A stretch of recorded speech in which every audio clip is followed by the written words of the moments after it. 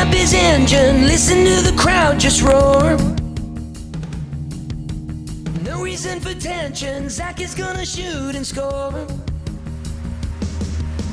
Hyman's in the scoring zone, right into the scoring zone. Signed for 7 years, now he's playing by McDavid's side. He's got you jumping out of your seat 'cause of that look in his eyes. Hyman's in the scoring zone. Monday morning with the Nielson Show. What's going on, everybody? Welcome back to another week of great local sports content here on EdmontonSportsTalk.com. Your clear choice for Edmonton sports. Lieutenant Eric, how you doing today, Great, buddy? man. Great. Hockey's back. Hockey is back. Hockey's back. Power play is still as dynamic as ever. But 5-on-5 scoring going to be a major issue all year. I guess that's what we Wildcard race, say. Formula One, football. Don't worry about Hockey's that. back. Hockey's back. Hockey's back. How Bo Akey look? That's what we got to get down to.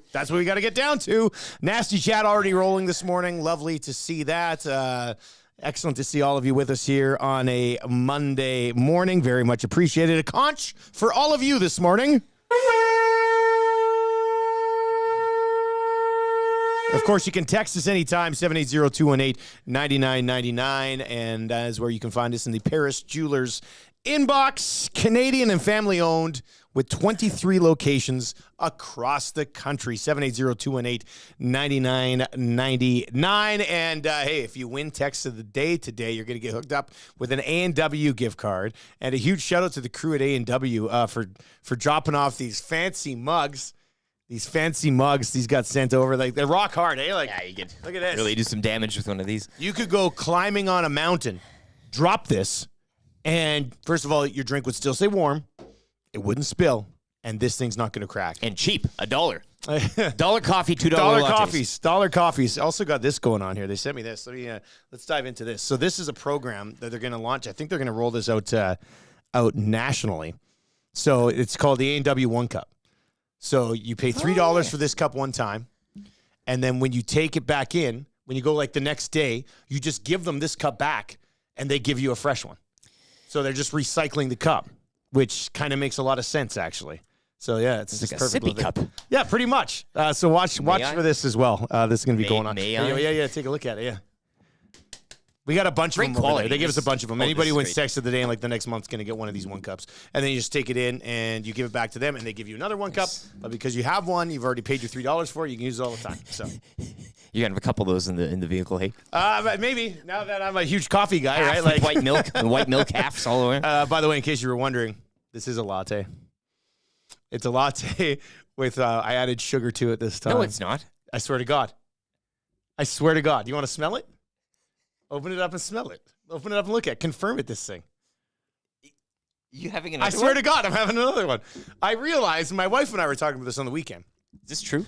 He doesn't know. But I swear to God, I'm not lying, buddy. This is, here, look, I'll open it up for you. You can take a peek. Oh, these cups are so firm. I don't want to spill it anywhere. Hang on. I'm almost there. There we go. Okay, take a look inside there. Dusty's having a latte this morning. I know. Okay. Well, what I realized, $2. $2. AW. As my wife explained it to me, it's basically just milk with espresso in it.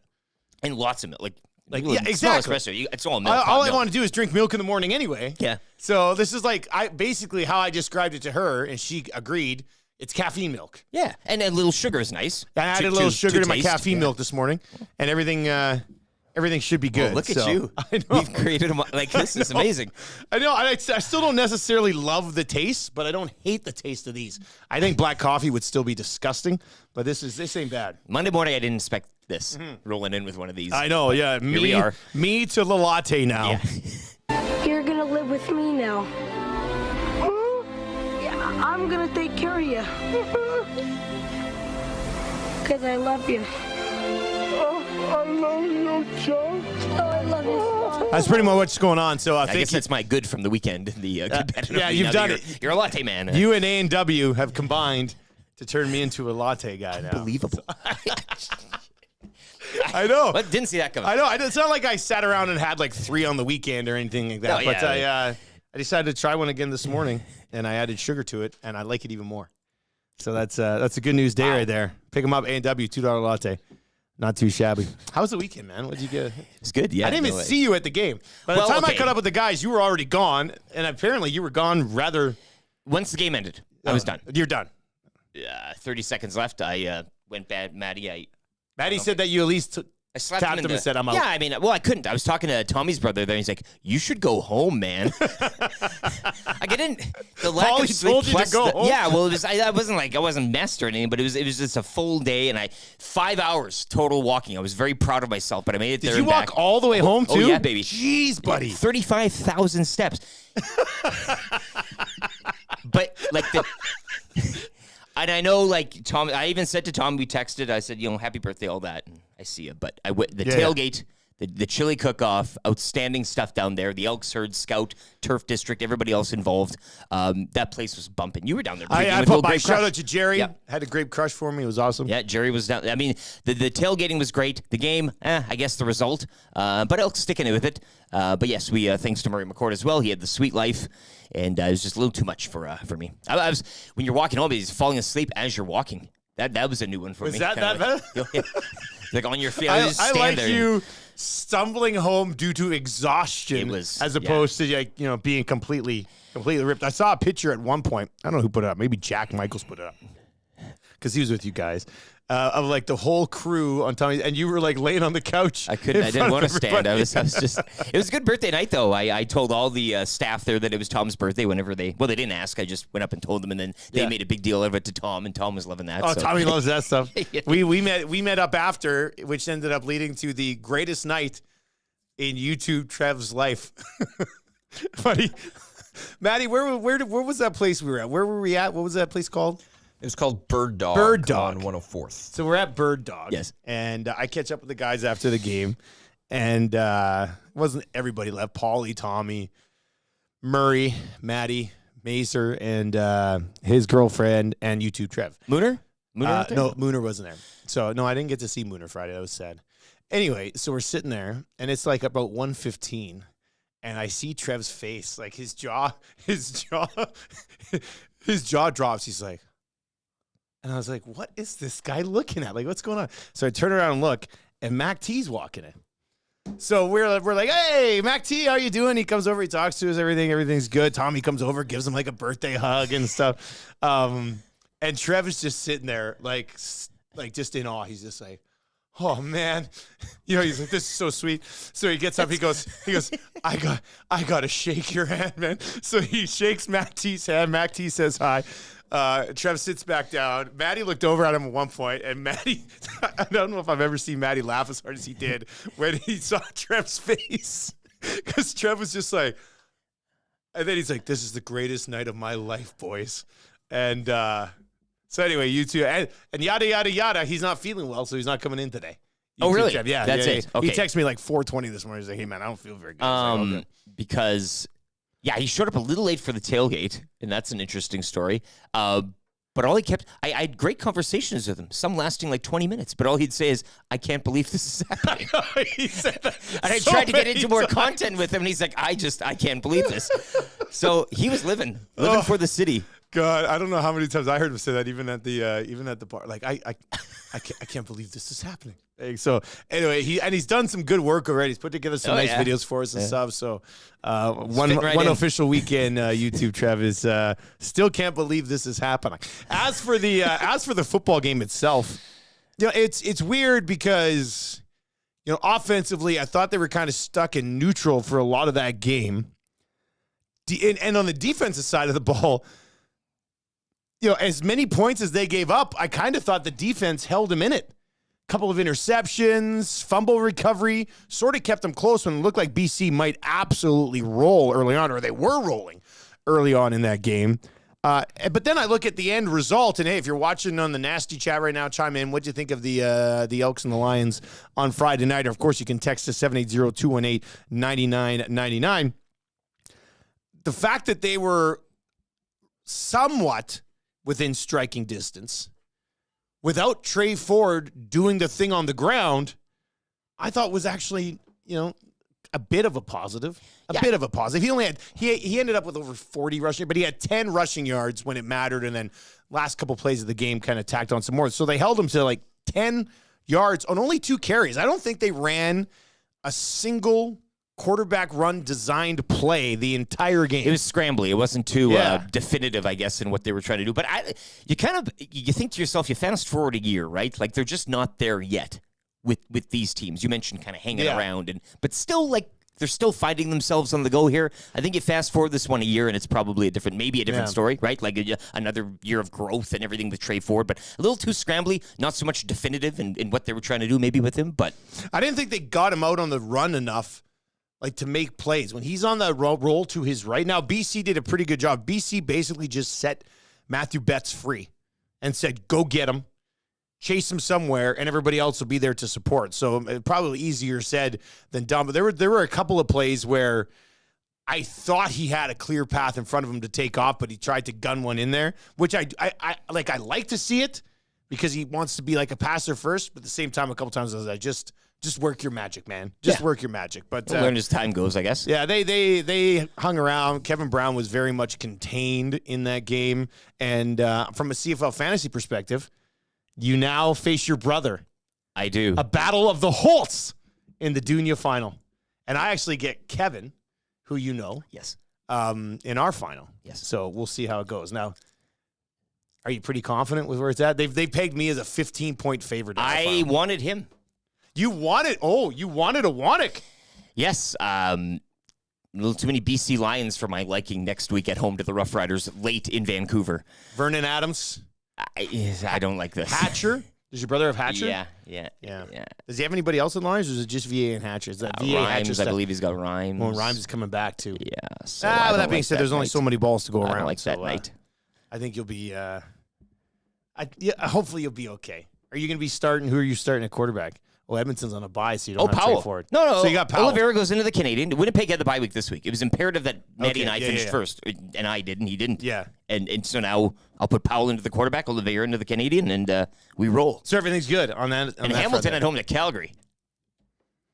Huh? Hamilton at home to Calgary. Man, the Calgary Stampeders. Let's just take a quick rip around the Canadian football. Powell league had a bit of a stinker, I guess you could argue. Yeah, but that's the Argos. The Argos team, man. The Argos. So at home to Calgary now, I'm kind of feeling pretty bullish on that. The Argos have beaten everybody this year by 10 points or more, except the one time I took them to win by 10 or more, in which they squeaked one out against Montreal last week. But Toronto got by Hamilton 29-14. Montreal goes into Calgary and beats them 28-11. And I think. What are we in? Week 16. This is week 16. For the first 15 weeks, I'm pretty sure I've said over and over and over again, I just feel like Calgary's a better football team than what they've shown. Yeah. This one here, this game here, this result in Calgary on Saturday afternoon, losing by 17 to Montreal at home, I no longer believe that. The Calgary Stampeders are who they look like they are. You can't get rung up at home by 17 by the Montreal Alouettes. Just can't happen. Who ultimately settles for that third spot in the West? Yeah. Maybe they just don't. Maybe it's just BC straight to Winnipeg, hey? If nobody else wants it. The Riders just kind of hanging on to it at 6 and 8. Eastern crossover, anyone? Yeah. And the Riders go on the road and lose to Ottawa 36-28, which was a tough one as well. Silver Slugger 20 is in on the Nasty Chat this morning. It says Lions were showing blitz almost every single snap. Johnny Alberta. Where are you from? The Elks played 3 good quarters, but the first quarter was a mess. Still, it was a good competitive game. It's progress. And I think that's what you can look at. If you were to play, like Edmonton has now settled in with everybody else. And they're not supposed to make the playoffs, right? They have no, of course not. They're BC, Winnipeg, and Toronto. And then everybody else. And I think Edmonton can beat all of those other teams on any given day for sure. That's how it's shaking out this year, yeah. That is progress. But as a show that had the Elks plus 6.5, when they trot Faithful out for a field goal at the end of the game to cover the 6.5 on the broadcast, I said, this might mean something to many of you out there. And by that, I meant it meant something to us because we had them as our cool bet hotline of the day, Edmonton plus 6.5. And Faithful knocks it wide. That was tough. That was a tough pill to swallow. Tough pill to swallow. However, the tea celebration after the first field goal. Did you see this? Yeah. It was on in the booth? I want more of it, but again, in the covering of the 6.5, like that would be that tea would have just tasted that much sweeter, I guess. It would have been one hell of a celly if he hits that last field goal, they lose by 6, and he's still doing the tea. That would have been legendary. I would have been up in the booth with suits doing the tea celly with him if he would have covered the 6.5. That was, that was tough. But what are you going to do? You can't win them all, right? You can't win them all. It was a tough week in the NFL, too, as far as some of the bets go as well. Morning, guys. So happy to have you back. On my way out of the neighborhood this morning, I saw a Nielson Show EST yard sign. Spread the word. That's in from West End, Nick. West End. I live on the West End. I have a sign up on my lawn. Maybe it was. Do you think it's your house? I always wonder that. I'm also a West End guy with a sign on my yard. You ever watch people walk, and they give it a little look? They know, like, and I press myself against the window. Being like, oh, you see that? What we still have like 10 signs left. Well, a couple getting graffito tagged. I saw that. Was that the lead singer of Whale and the Wolf? Turf Wars, yes. Somebody tagged.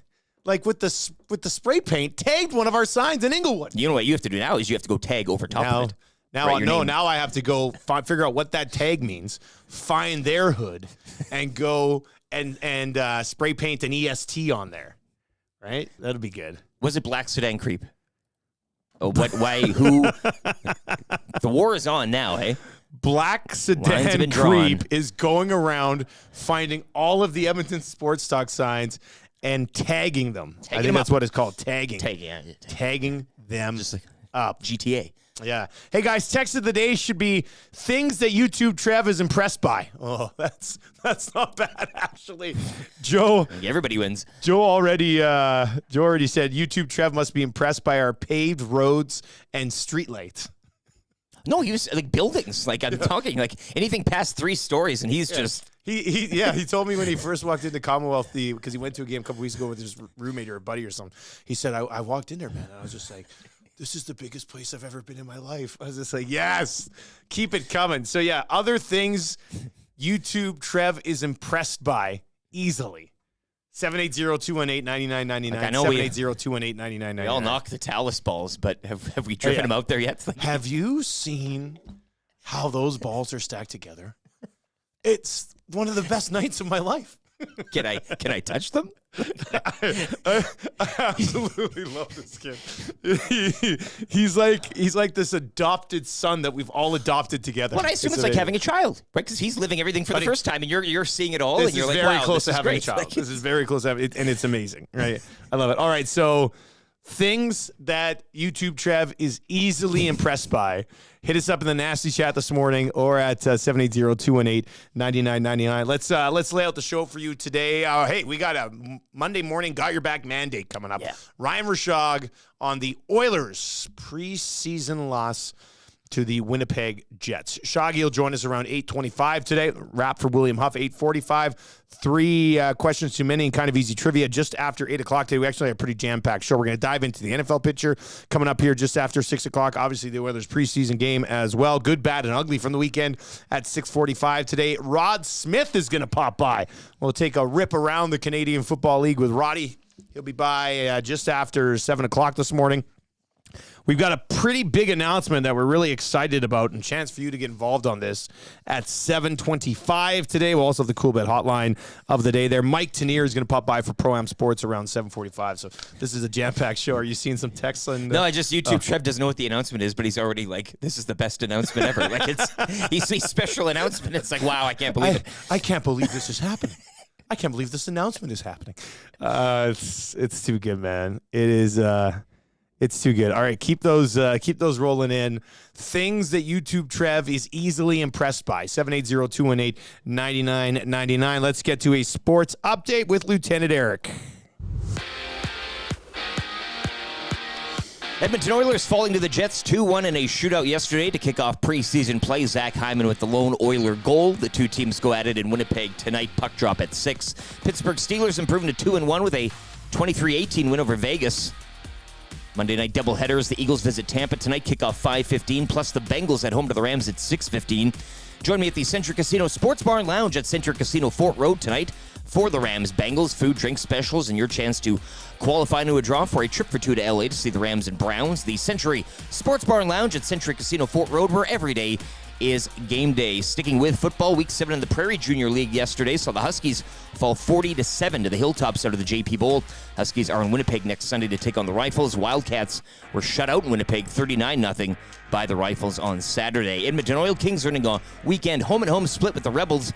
Oil Kings back on the ice Friday when they host the Hurricanes. And the Jays taking 2 of 3 from the Rays over the weekend down in Tampa. Jays are back home to host the Yankees for a 3-game set beginning tomorrow. Toronto 2 games up on Houston for the second wild card spot. 2 guys and a goalie. Babcock's gone. The Blue Jackets had an availability. They made a major mistake. Cass, your thoughts on how this looks on that organization? Out of all the hires, this is the one that we felt was going to make us the best. Quite clearly, it was not. It's just a weird kind of thing to do, is to ask someone to look at their phone and the pictures on their phone. If you think by seeing a photo you're going to learn a lot about a person, then follow them on social media. I'm sure if Mike Babcock requested to follow a few members of his Columbus Blue Jackets, what he did was wrong. He hasn't changed a bit. 2 guys and a goalie with Gager, Cassian, and Nielsen. Tuesday and Thursdays at noon, only on Edmonton Sports Talk.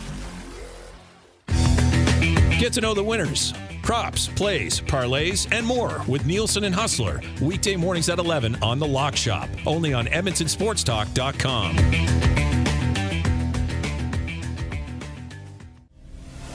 Tom Gazzola and Sean Bell take you on a hot lap around the NHL with Hello Hockey! Saturday mornings at 10, only on Edmonton Sports Talk.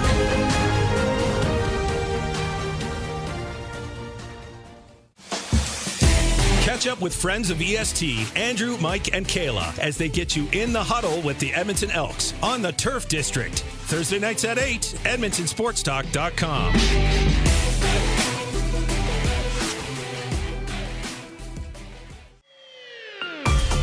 Friend of EST, Eric Thomas, takes you around the track all the way to the checkered flag on Raceline Radio. Tuesday nights at 8 and Saturday morning at 9. Only on EdmontonSportsTalk.com.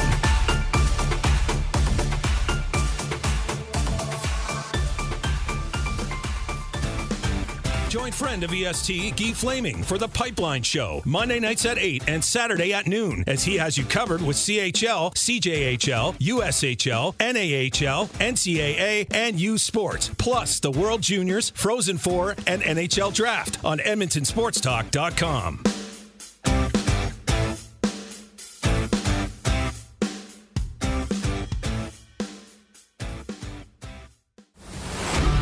Get all the latest news and takes on everything Oilers with Dustin Nielsen and Tom Gazzola on the Oil Stream. Live at noon, Monday, Wednesday, and Fridays. Only on EdmontonSportsTalk.com. Don't feel like working? Join the Hangout. You never know what you might hear. Weekday mornings 9 to 11 on EdmontonSportsTalk.com.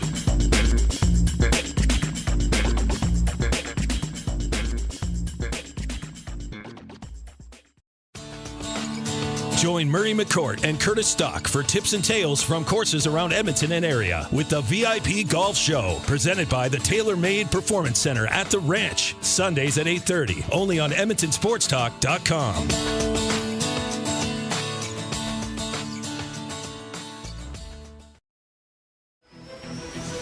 The Elks Call is the newest Edmonton Elks podcast located in Edmonton, discussing everything Elks. Join friends of EST, Scout and Catherine, Friday nights at 8 on EdmontonSportsTalk.com.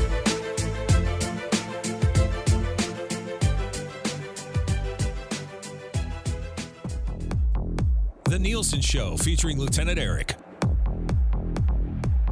Only on Edmonton Sports Talk.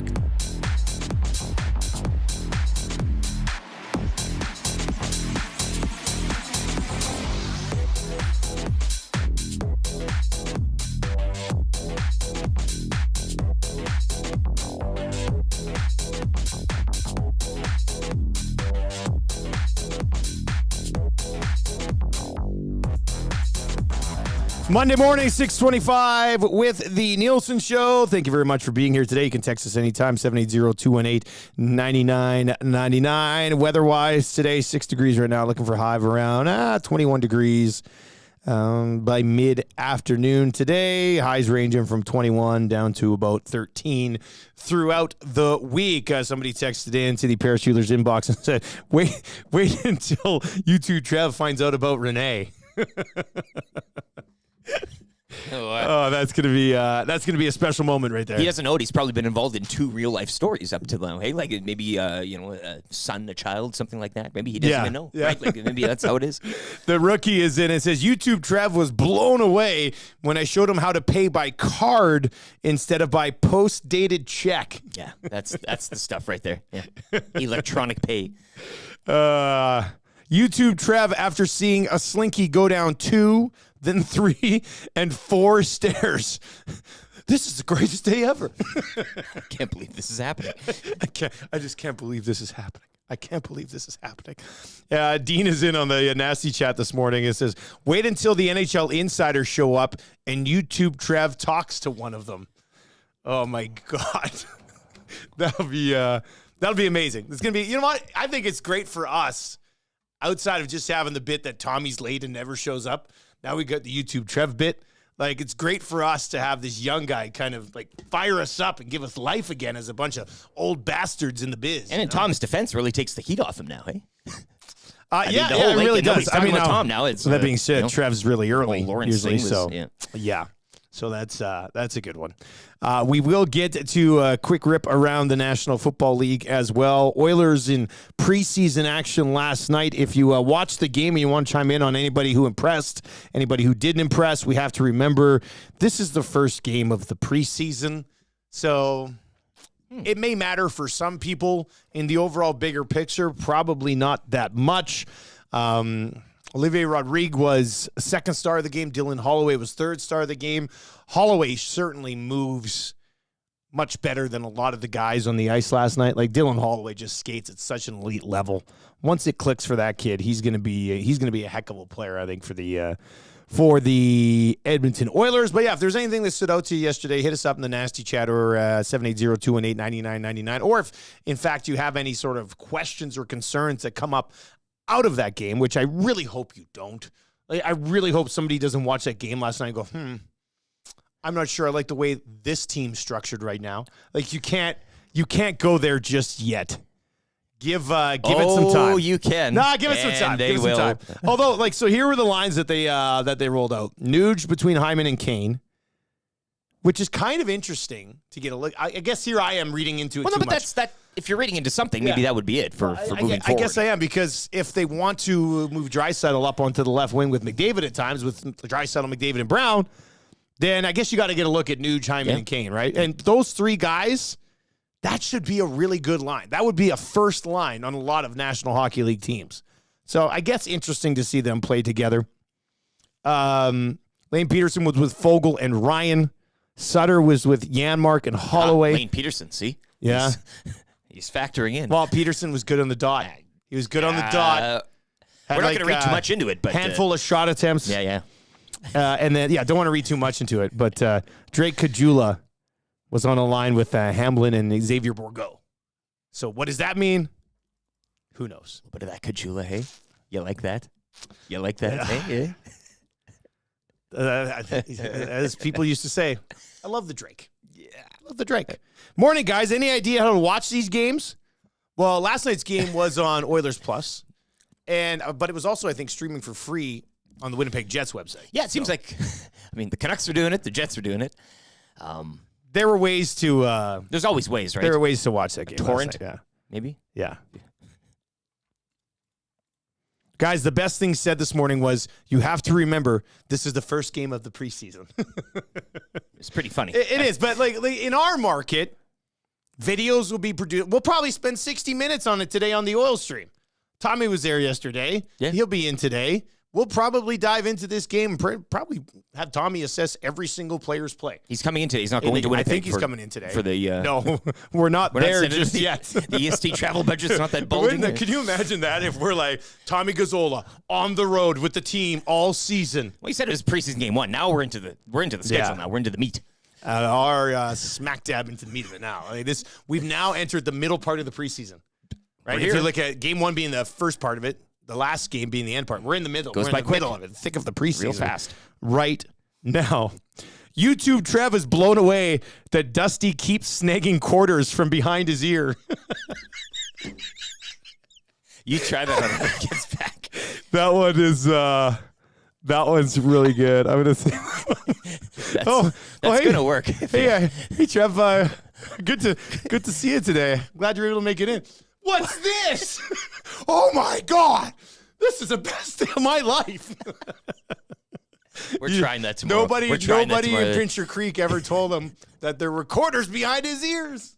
They were too busy icing. Which is good. Roy Keane yesterday says, nice to watch hockey again. Let's go. And for those of you who are here for the hockey Insiders will return next week for Pro-Am Sports. So we're just finalizing that list, and it should be a pretty good one.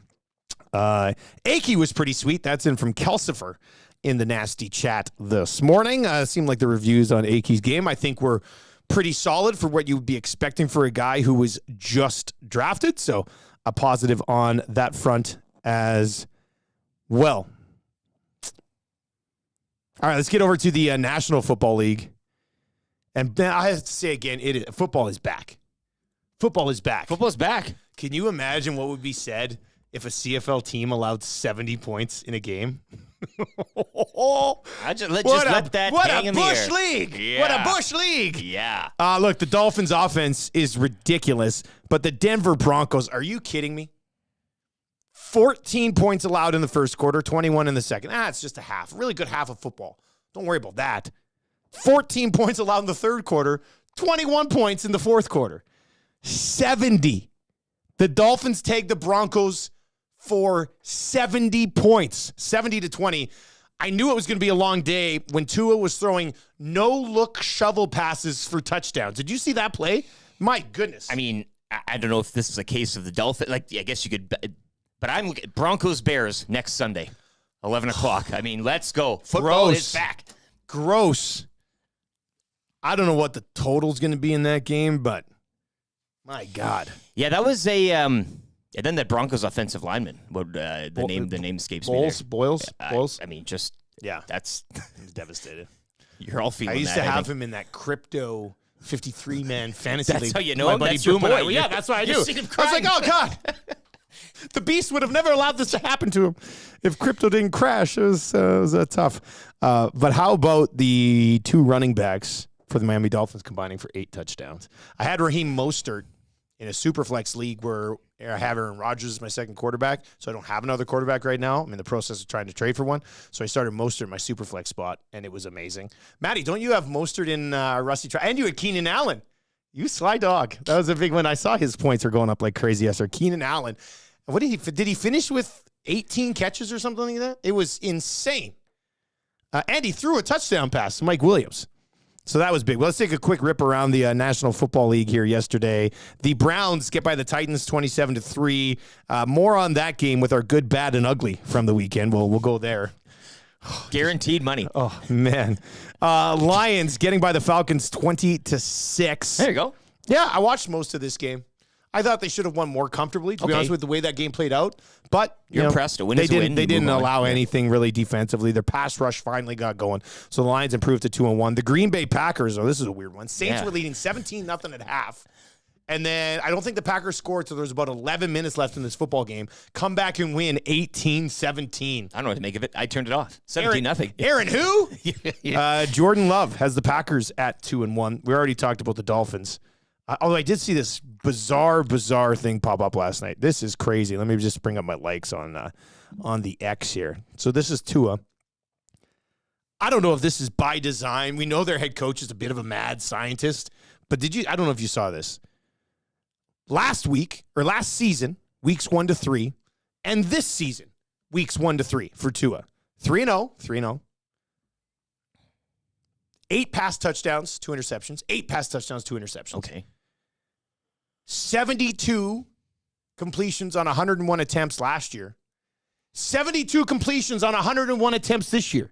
He has started this season the exact same way that he started last season. This feels like we're living in the Matrix. Like, this is unreal stuff. Weird numbers. Mike McDaniel not electing to kick the field goal to set the all-time. You like that? You like that? That is a 70-20 is a nice score. Like, it's a nice rounded nice score. score. Kinda. Now, with that being said, I did have Miami minus 51.5. So I really needed that field goal late. I think that's setting a high standard. Like, well, people kind of talk about it. Playing it the right way, I guess, right? So, yeah, that's an interesting one. Chargers out-charger the Vikings, as the Vikings themselves. Justin Herbert, 405 yards, 3 touchdown passes. Keenan Allen did finish with 18 catches in this game for 215 yards. He had one of the highest scoring receiving games from a fantasy perspective that I can remember in a long time without a touchdown. Right? Usually if you're going to put up 30, 35, 40 points, it's got to come with a tutty along the way. He threw for one, but he didn't catch one. But he had 18 catches. The receptions. Yeah. 15-10. The Patriots beat the Jets. As that game went the exact way you would expect it to go. That I might come back around to that with our good, bad, and ugly as well. The Bills spanking the Commanders. Yeah, I kind of felt sorry watching Rivera and the Commanders. I have a soft spot for the Commanders. And they started the season, 2-0, and the Bills kind of rounding into form there as well, putting up another 30-plus performance. So yeah, taking care of business out in DC. I can't believe I'm reading this score. I had the Jags on almost every ticket this week. The Jacksonville Jaguars almost single-handedly decimated my CoolBet account. They lose to the Texans in Jacksonville, 37-17. Those teams are both now 1-2. The Jags are 0-2 at home. Trevor Lawrence, the investment. This must be what it feels like on the stock market when you're like riding these ups and downs. My wife's yelling to me, sell all those Lawrence rookies now. I said, we can't. We're past the point of no return. We've got to keep them. But they're 0-2 at home, and Trevor Lawrence has never covered a spread as a home favorite now. He's 0-5 against the spread as a home favorite. Get your C.J. Strouds. They will be. I do have C.J. Stroud on the bench in a couple of leagues. Yeah, C.J. Stroud became the 4th player ever to start his career by throwing for more than 900 yards in his first 3 games. I don't know what that means, but I saw that number. It's pretty good. It's pretty impressive. So anyway, the Texans going to Jacksonville beat him by 20. On the lock shop today, the Jags will be going on the suspended list. I cannot touch them this week. Colts beat the Ravens in Baltimore in overtime, 22-19. Seahawks get by the Panthers and Andy Dalton. Andy Dalton at quarterback, 361 yards, 2 touchdowns. The Chiefs crushed the Bears, 41-10. More on that in just a moment. The Dallas Cowboys lose to the Cardinals. They're back. What is this? They're back. What a weird day in the National Football League. Dak said they weren't going undefeated. You should have been listening to him. I guess we should have. He knew it all along. And Joshua Dobbs, again, much like C.J. Stroud. 28-16, the Cardinals win. I guess the Cowboys minus 12.5 points wasn't a good bet this weekend. And then the Steelers beat the Raiders 23-18. But to the story from that Chiefs-Bears game, Taylor Swift in the house with Kelsey's mom. Well, how many times, and I guess maybe it's different when, like, you're celebrities and, she probably flew there in a private jet. It's not like Travis Kelce's mom swung by the hotel and picked Taylor Swift up. I don't know. But for a couple that was just rumored, for her to be at the game with Kelsey's mom, like, I don't think I introduced Tammy to my parents for like 3 or 4 months. This seems like a fast-forwarded relationship thing. And then did you see Kelsey after the game? They were walking out, and the one guy had his camera, and Kelsey gave him like the death stare. Jarrett Payton, at Peyton's son. Yeah. I mean, imagine sitting there post-game. You're just kind of going over things right in the hallway, right? And this walks by you, and the glare that Kelsey gave, yes, and then Taylor Swift, all personable and everything. This is great. You get the Swiftie, right? The universe. Yeah. And you get the NFL, and it's just... Well, because the best part is hardcore NFL guy probably can't stand Taylor Swift's music. And Swifties probably did not want her anywhere around Travis Kelce. Now, when Travis Kelce looked at that guy, the camera, I don't think it was more so that he was catching him with Taylor Swift. I think it was like catching him in that god-awful outfit he was wearing. Like, so you got to stop wearing tie-dyed shirts and pants. Maybe this is together. the Swift effect. Maybe she's picking that out for him Do you post-game think so? now, and maybe this is already the relationship. We had Rappaport on a couple weeks ago. It kind of splashed water on it. I don't really know. And it fizzled off. But she's there with the mom. Well, but that's what I'm saying. So this could have been going on for weeks now. We don't even know it. Right? And now she's picking the clothing, and the moms, they're hanging out. They're best friends. They're on first-name basis. And I'm still sitting here saying, what happened to Fernando Alonso? Good. Well, that's and keeping it all under wraps. Nobody knows, and here they are. And now he's wearing clothes that she picked up. Yeah, he wasn't looking good in that. Jared Payton, though, give it up for him. What a snag. Had that camera rolling as they walked by. I mean, Yeah, just great like, timing. It's Great timing. unbelievable. And you know who just can't believe that this relationship's happening? YouTube Trev. He just, I can't believe, this is the greatest day of my life. All right. This text is in and says 780-218-9999. Morning, guys. Is Dusty drinking coffee again? Well, if you just missed it's not coffee. It's my new caffeine milk that I've been telling the boys about. That's what a latte is, as it's been explained to me. So maybe have your own type of morning drink here in the works. Hey, Dustin Nielson morning milk. And it's milk, but it's that added caffeine milk. Caffeine is sugar. Yeah. Just secret ingredient. It'd be great. All right, good, bad, and ugly from the weekend coming up. If you want to play along in the nasty chat this morning, you're good, you're bad, you're ugly from the weekend, or of course you can text us, Paris Jewelers inbox 780-218-9999. What was your good? What was your bad? What was your ugly from the weekend? If you need a late 6 o'clock hour conching, fire that over as well. We'll try to sneak a couple of those in. Rod Smith and Mike Tanier on the way in hour number 2, along with a pretty exciting announcement as far as we're concerned that you'll be able to take part in as well. So we'll have that coming up for you around 7:25. But first, let's get to a sports update with Lieutenant Eric.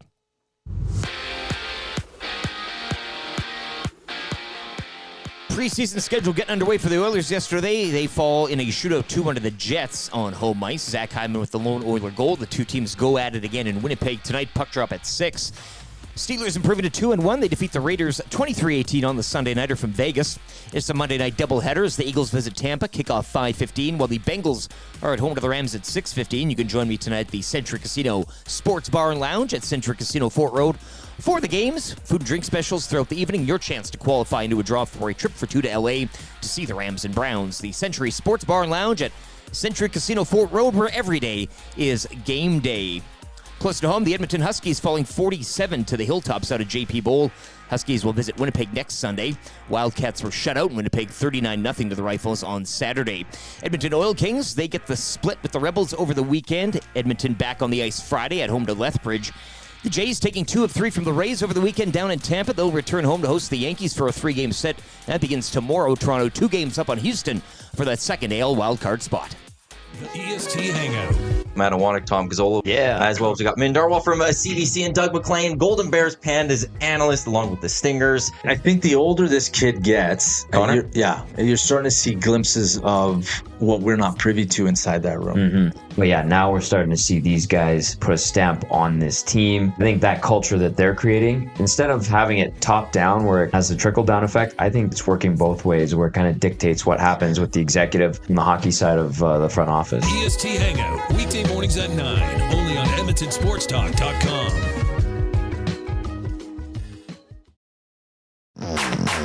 Tom Gazzola and Sean Bell take you on a hot lap around the NHL with Hello Hockey, Saturday mornings at 10, only on Edmonton Sports Talk.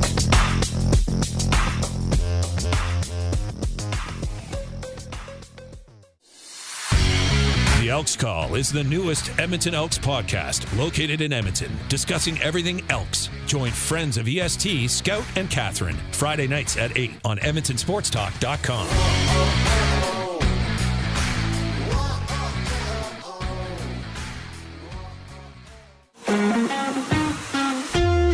Join Join friend of EST, Guy Flaming, for The Pipeline Show, Monday nights at 8 and Saturday at noon, as he has you covered with CHL, CJHL, USHL, NAHL, NCAA, and U Sports, plus the World Juniors, Frozen Four, and NHL Draft on EdmontonSportsTalk.com.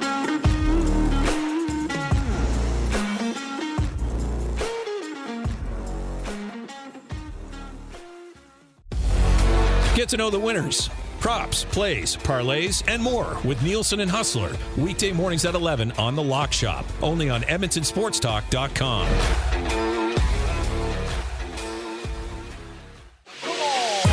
Catch up with friends of EST, Andrew, Mike, and Kayla, as they get you in the huddle with the Edmonton Elks on the Turf District. Thursday nights at 8, EdmontonSportsTalk.com.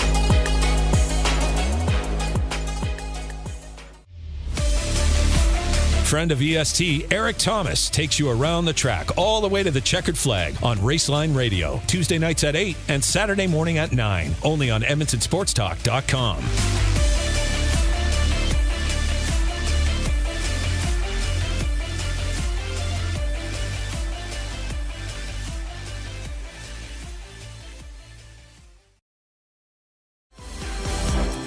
Join Murray McCourt and Curtis Stock for tips and tales from courses around Edmonton and area with the VIP Golf Show, presented by the Tailor Made Performance Center at the Ranch, Sundays at 8:30, only on EdmontonSportsTalk.com.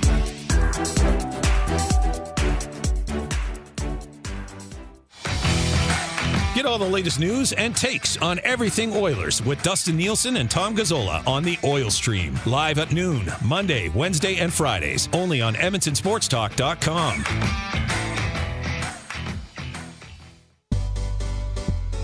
The Nielson Show featuring Lieutenant Eric.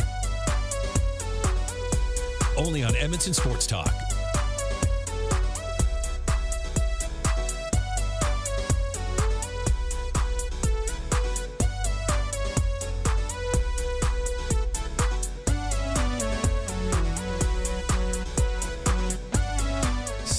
.47 on the Nielson Show. Thank you very much for joining us. Looking for a high of about 21 degrees for today. Rod Smith on the CFL, Mike Tanier on the NFL in hour number 2. Ryan Rishaug, and I got your back Monday morning mandate around 8:25. We will dive in to the Edmonton Oilers' preseason loss to the Winnipeg Jets. And is it time to just blow this thing up? We'll go there around 8:25 this morning, and a special announcement. Exciting times for us. We're going to go there around 7:25 this morning. You can text us anytime in the Paris Jewelers inbox, 780-218-9999. And your text of the day will walk away with a gift certificate to A&W. So you can go get one of those $1 coffees or $2 lattes just up until October 1st. And then you got another great deal launching on October 2nd that I've already got the details on. And I think you'll very much enjoy that as well. Lieutenant Air, good, bad, and ugly from the weekend. Where are you going, buddy? Lots of good. Obviously, a busy time in the sporting world. Let's give a little love maybe to the Blue Jays. We haven't really touched on them yet. Taking 2 of 3 down in Tampa over the weekend. They now sit in a pretty good position in the wild card. I mean, still work to do, but a good weekend as Seattle dropped a few to Texas there. Yeah. Houston going back into the wild card chase. So Jays kind of still hovering around where they should need to be. I don't know. Arguably, maybe you want them in that 3rd spot, but yeah, Jays 2 of 3 down in Tampa, I think is pretty good. I had this small moment of panic for some reason yesterday. I'm looking at the AL wildcard race standings. I didn't see Texas. I was like, what happened to the Rangers? They just swept the Mariners. What happened to them? And then I looked up and I was like, oh, okay, they're at the top of the division right now. 2 races there for that. Yeah. I mean, you can't take your eye off that. Rangers got to feel pretty good about where they're at after what they did to the Mariners. I think so, yeah. Yeah. So same with the Blue Jays. Yeah. Mariners and Astros now kicking off a 3-game set from Seattle tonight. Oh, wow, this is so real. This is it's a real so good. 3-way we got going on between these clubs. So that should be a good one. My good. I'm gonna go. We haven't even hit on the Formula One. We don't have a lot of time to dive into it today, but a double podium for McLaren. Which, when you look at how this season started, you bring back to the beginning of the year, it was Red Bull. And then people were like, man, is Aston Martin going to make a push? Remember, Alonso had a really nice start to the year. They're thinking, man, Aston Martin might be the championship contender here. So they've fallen off. Ferrari and Mercedes have kind of just been Ferrari and Mercedes. Nothing too great, nothing too brutal. But at the beginning of the year, everybody's looking at McLaren going, this is a god-awful mess. I mean, they were out of the points. It was horrendous. And now, I mean, if you're looking at best storylines in Formula One this year, I think the rise of McLaren has to be it. They completely turned this car around midway through the year. And now they, in my opinion, they're right on level with Mercedes and Ferrari. So for them to finish 2-3, Max ran away with it, got the podium, really never looked back, or got the pole and never really looked back. But, and there was Lando and Piastri, Mercedes and Ferrari kind of flirted around there, seeing what would happen. But in the end, they finished 2-3, double podium for McLaren. I'm still relatively, what have I been watching for 3 years now? So I'm still relatively new to the overall history of Formula One. But to see a team turn their cars around by that much mid-season still kind of blows my mind. They'll always have Japan, right? Yeah. They'll whatever happens, Red Bull, but they got Japan there. It's like when they drop Drive to Survive next year, the Japan episodes will be on McLaren. You'll see that McLaren car flying past the big Ferris wheel, and it'll be great. They'll use your phrase "turning this car around," which I find very cute. I kind of works out pretty well. So shout out. My good will be McLaren, a double podium in Japan on the F1 circuit this weekend. What is your bad from the weekend? I'm going to college football stateside, and it got personal in Eugene between the Ducks and the Colorado Buffaloes. Colorado now dropping out of they're not ranked now, which is I find absolutely delicious. They were 19th, right? Yeah. And the shades and all that and everything. But the Oregon Duck mascot. You see that? Yes. This was great. It should be the ugly. And one of the better mascots in college football, like the Duck gets around. The Duck does stuff. The Duck's not afraid to kind of do the new stuff and kind of.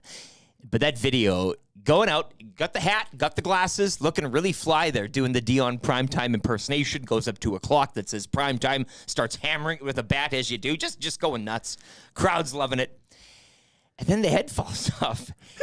He was really going to town on that, too. Just going down. But the head, and then the sprint back up the tunnel in that Duck uniform, just waddling with the legs.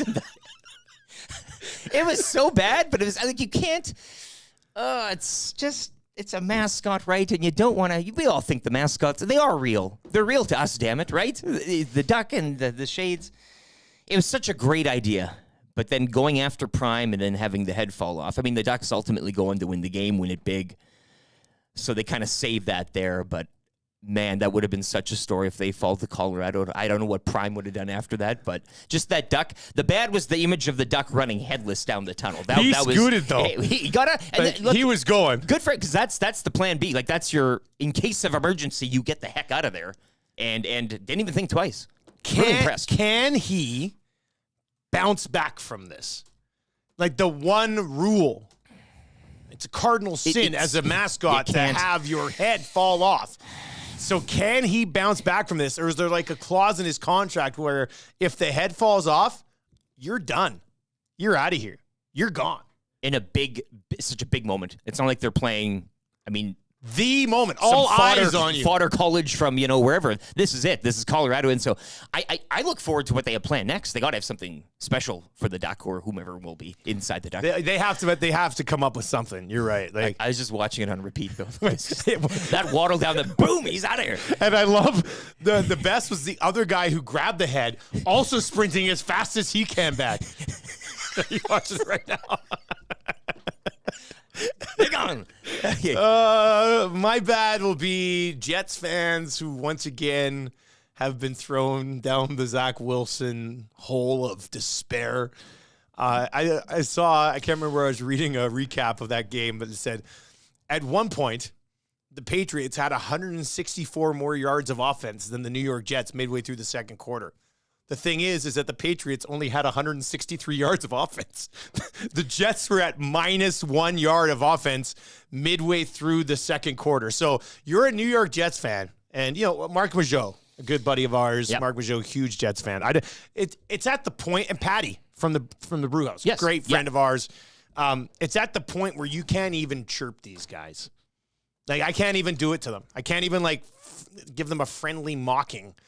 Because of how bad it is for the Jets offense with Wilson at quarterback. Well, they're being held hostage now. They're not going to do anything. They're waiting for Rodgers. So now you have this season to just be like, this is it. You're sitting there at the beginning of the season going, Aaron Rodgers, the final piece, Super Bowl, here we come. And then you get to watch Zach Wilson play for the last couple of weeks, and you go, oh, we're going to be drafting in the top 10 again. Yeah, not even trying to remain relevant this season with the defense you have and some of the weaponry on offense. No. We're lights out. This is it. That's a Put the curtain really, down. really tough look. Yeah. South Sask Jason is in 780-218-9999 Paris Jewelers inbox. They're going to have a duck come out wearing a mask of the guy in the costume. I want Corso put in just the person's head on. I picked the Ducks to win, and he puts that. That would be good. All right, you're ugly, buddy. What do you want to do for ugly? A couple lopsided scores in the sporting world. Of course, everybody went over the Dolphins' thrashing of the Broncos. Let's ride. Yeah, tough weekend for Colorado football as a whole. But I go to the Premier League. I go to a little footy, a little soccer. Newcastle United 8-0 on the road against Sheffield United from Bramall Lane. 8-0. It was out of sight. I mean, it was 1, 2, 3, 4, 5 by 61st minute, 6 by the 68th. I mean, that place was near empty. The Newcastle fans are having a day, but anytime you can hang 8 in a soccer score, I mean, that's ugly. It's 70 in football terms, I guess. Pretty much the same thing. Yeah. That's not good. I want to get to one quick text before I get to the ugly. This comes in for Bill, the teacher. When I was in the Nook, the fan in my head shorted out and started to smoke. I had to run off the field into the bowels of Commonwealth and get my head off before a full-blown fire happened. Bill, the teacher. Can you imagine that? You can't take it off, though. It's on fire, and you're running off the field to try to save yourself. Imagine if YouTube Trev saw that happening with the mascot. This is one of the most amazing things I've ever seen. That's a story there. Any other mascot stories? Yeah. Why not, eh? 780-218-9999. My ugly will be Deshaun Watson. They still won. They won comfortably. He ended up having the duck thing okay. Again. Yeah. But this, if you didn't win, you'd be. Remember when Cornelius was being tackled and sacked, and he switched hands and he threw it, and Katsatonis picked it off and pick 6, whatever. But at least he was throwing the ball forward. Deshaun Watson is getting wrapped up, taken down. It looked like he had a guy back there, but I'm pretty sure a coach has never told him, hey, when you're in this situation, throw the ball backwards while you're being sacked. So Watson is being taken down, and he feebly throws the ball backwards, misses the intended target. The guy goes over, grabs it, tries to make something out of it. They end up losing an extra 10, 15 yards on the play. What are you thinking? What is he thinking? It wasn't even a good throw. I understand. No, it wasn't. The guy was wide open. He was wide open. Yeah. That's so. I mean, live ball there, but it's I don't know. I mean, you look. There's a few other passes I get, and you mentioned they win the game. I mean, but you can't not look away from that play. That's a 2-1 start, but you're like, oh man, Deshaun Watson. It's very Brownie of him. I've got him in a couple fantasy leagues, and I'm in full-blown panic mode right now. Well, it's going to be entertaining, though. It'll be exciting, if nothing else, right? That's what you want, a little excitement in your fantasy. Also, there was an awful call in that game where they called Amari Cooper out of bounds, and it wasn't even close to being out of bounds. And that pass, he dropped it in there on a... Yeah, that was a great pass. Boom, right there. Unfortunately, the officiating was god-awful. In the NFL? In the NFL. How's that even possible, especially when football's back? Football is back. Let's get to a couple of text messages before we wrap up today. Could be how you get in the mix for that A&W text of the day. We're looking for other ways that YouTube Trev's mind is easily blown after he had the best night of his life on Friday. Got to meet Jack Michaels. He was all excited. Oh, it was great. YouTube Trev was blown away when he ordered a hot dog at the Elks game, and Joaquin Gage was the one to hand it to him. Props to Joaquin. I did see him on the way out. He gave me 4 bacon double cheeseburgers. I said I can't eat all of these. You actually just happened to pass him on the way out? I ate 2, and then I gave 2 others to just fans, people. Because when you're walking out with that, so you're many getting birds. some looks, right? Well, so we're wrapping up the game, and there's 2 minutes left, and I'm on the edge of losing my mind still. And one of our guys taps me on the shoulder, and I turn around, and there's this box there that says Dusty on it. I'm like, what? So after the game, I open it up, 5 cheeseburgers sitting in there. I don't know if Gager's going to get in trouble for giving away burgers at the end of the game, but I ended up giving away a couple to the crew. And then I took a couple for after we went out for a bit. So it was good. This one's also good from Vance Van Vandervan today. YouTube Trev is super excited to hopefully get his nose back after Lieutenant Eric got it away from him on Friday. I'm keeping this for the weekend. What? That's why he's not here today. Couldn't stand coming here with no nose. God. Big Maple Sports Cards on the nasty chat this morning. This is fine work as well, Big Maple. YouTube Trev was blown away when he found out ducks have human heads inside them. A lot of learning this weekend. Big Maple, text that to us as well so you can go on the record in the mix for text of the day, buddy. That's a good one. All right, keep those rolling in here. Coming up in hour number 2, 7:25 today. Pretty exciting announcement for all of us here at Edmonton Sports Talk. Mike Tanier on the National Football League at 7:45. Ryan Rishaug and a Got Your Back morning mandate at 8:25 today on the Oilers preseason game yesterday. Rod Smith is going to join us next, and we'll go around the Canadian Football League with Rod when he pops by. Very exciting stuff. That's going to do it for hour number 1 on the Nielson Show. Don't go anywhere. Rod Smith coming up in less than 5 minutes. The Lock Shop. I'm a Minshew guy. I think Minshew, at least right now in these games, actually probably makes them a little bit more competitive. Indy +8 with Minshew might be a play for yours truly. I like you riding Minshew, buddy. I back on our old show, we were huge Gardner Minshew guys. So Minshew's just steady. There's nothing spectacular about him, but he can manage teams to victories. The Lock Shop with Nielson and Hustler. Weekday mornings at 11, only on EdmontonSportsTalk.com. The Elks Call is the newest Edmonton Elks podcast located in Edmonton, discussing everything Elks. Join friends of EST, Scout and Catherine, Friday nights at 8 on EdmontonSportsTalk.com.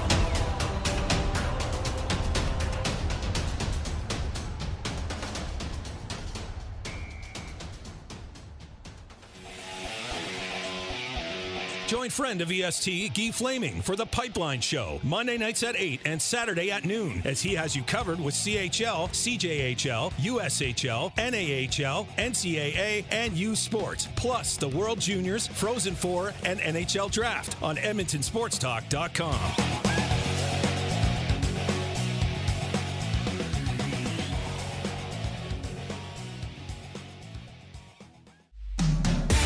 Catch up with friends of EST, Andrew, Mike, and Kayla, as they get you in the huddle with the Edmonton Elks on the Turf District. Thursday nights at 8, EdmontonSportsTalk.com.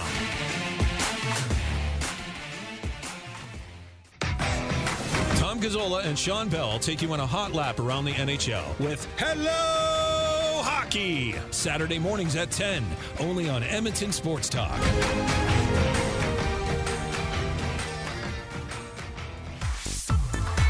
Friend of EST, Eric Thomas, takes you around the track all the way to the checkered flag on Raceline Radio, Tuesday nights at 8 and Saturday morning at 9, only on EdmontonSportsTalk.com.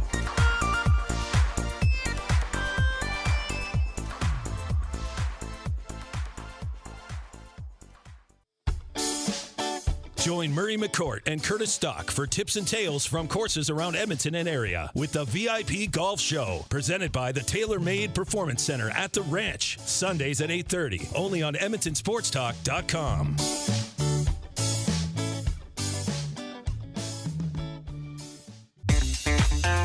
Don't feel like working? Join the Hangout. You never know what you might hear. Weekday mornings 9 to 11 on EdmontonSportsTalk.com.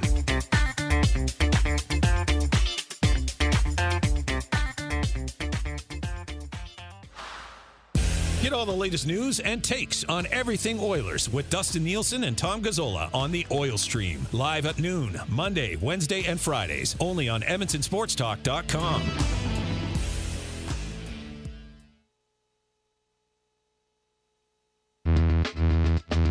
The Nielson Show featuring Lieutenant Eric. Only on Edmonton Sports Talk.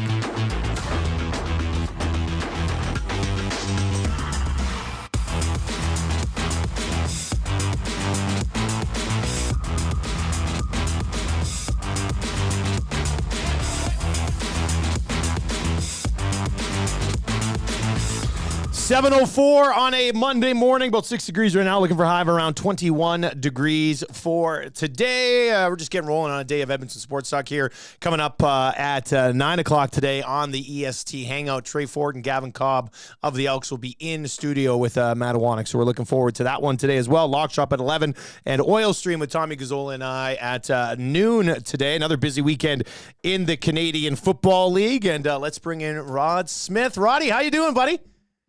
Dusty, good to talk to you again. Our paths never cross. And hello to Lieutenant Eric. How you doing? Hey, Rod. Good to see you, man. Doing all right?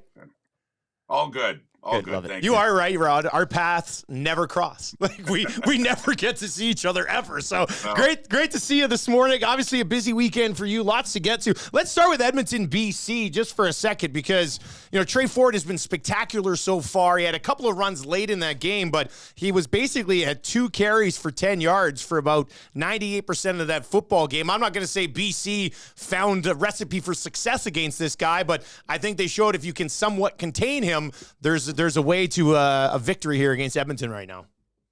Well, yeah, as you noted, calling that game too, you and Glenn a few times. I mean, you get a running quarterback, and we saw this when Dustin Crum first emerged with Ottawa, that eventually, defenses get enough time and they prioritize that and force you to, beat them with the arm. And Ford is certainly capable of doing that too. As well. But I do think it's probably natural with running quarterbacks. We've seen historically that eventually defenses, as I say, if that's where most of the damage is being done, they make that the biggest priority. So, I still think Trey Ford, is a budding star and is going to have, I think he's going to have a great career in the CFL. He's off to a great start that way. But that component, it's probably going to end up being more balanced in the future, I think, where he's going to have to rely on his arm a little bit more in this league. BC Lions are a really interesting team because I know they've had some hiccups along the way here, and they're going to be getting Dominique Grimes back, which certainly will help. But when VA and that offense, when they're on, it's scary, isn't it? It really is, and for all the talk about what Toronto's done, and of course Winnipeg, and how quick those teams can strike offensively. I've seen some Lions games. A few of them this year, too, and that receiving core is second to none, especially if they get Rhymes back. That is just so impressive.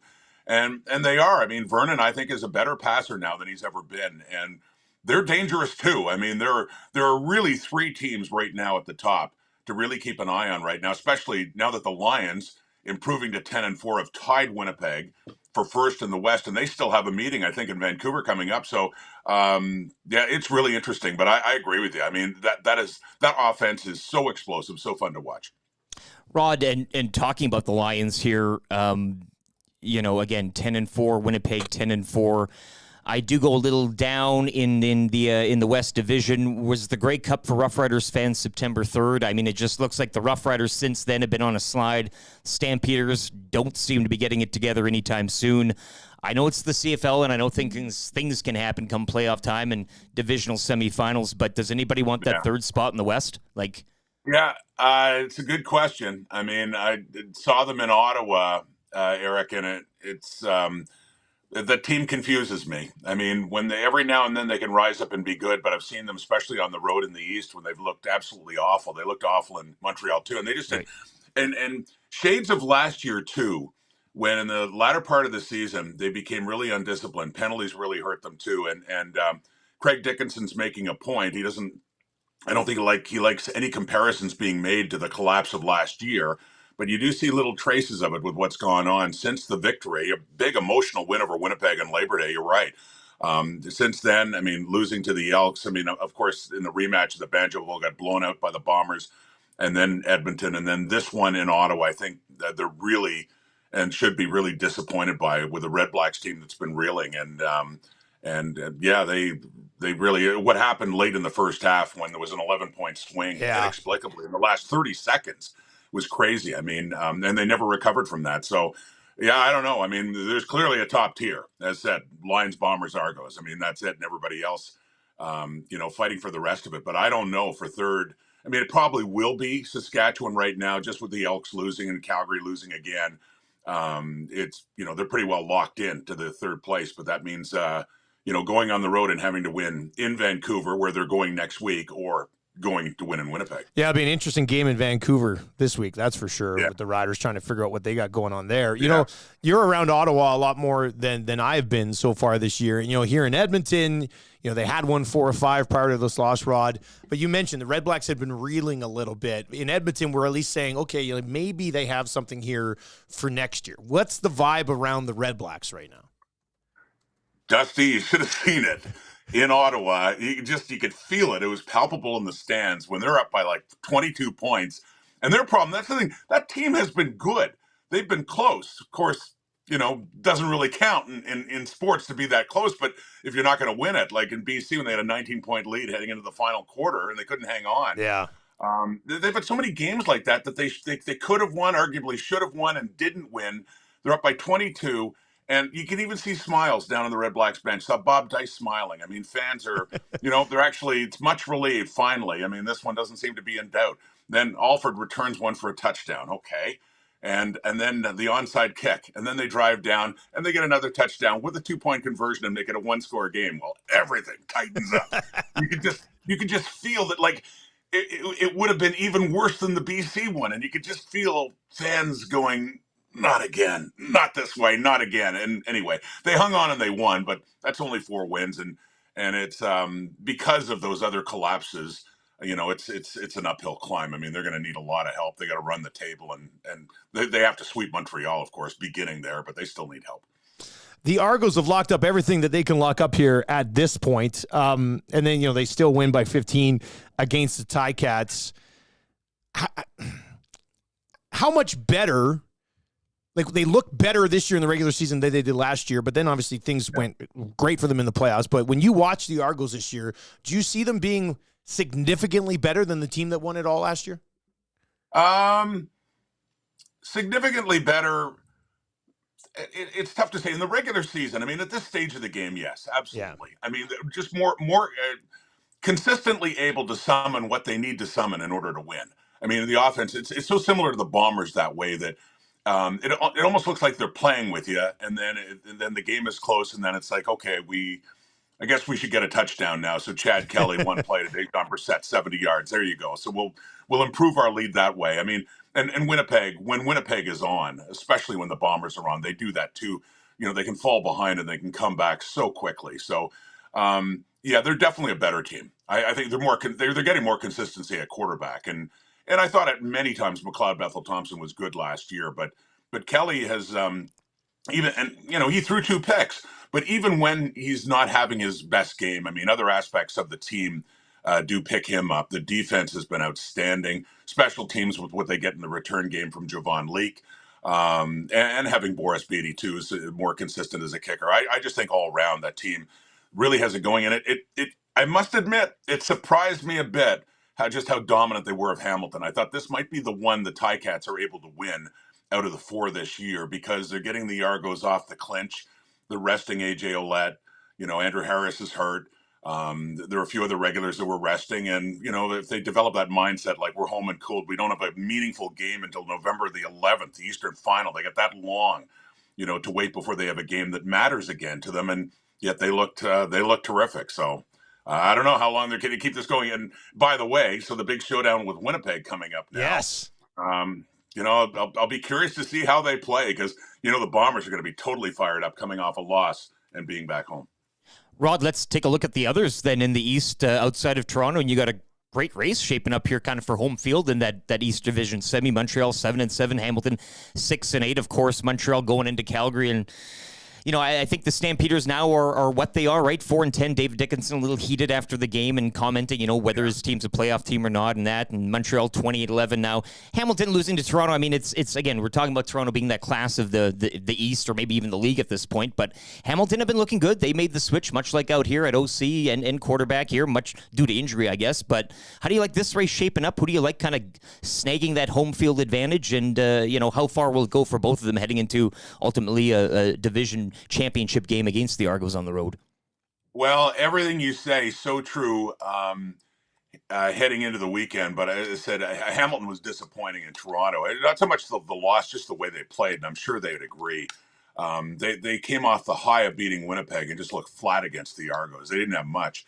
And just the fact that Montreal has already won twice. I think they have one more meeting this season, but Montreal's already won the season series, and they're also 2 points ahead now. So big advantage Alouettes to get second place.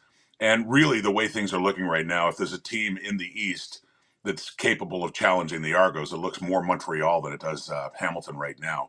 But I think it's going that way. And your point about Calgary, in Dave Dickinson's time in the CFL, I'd have to look it up in his playing days, but certainly as a coach, he's never had a losing season. Of course, now with that loss, he is guaranteed his first losing season as head coach of the Stampeders. As an assistant before that, I don't think he had one, and this is just not something he's used to seeing.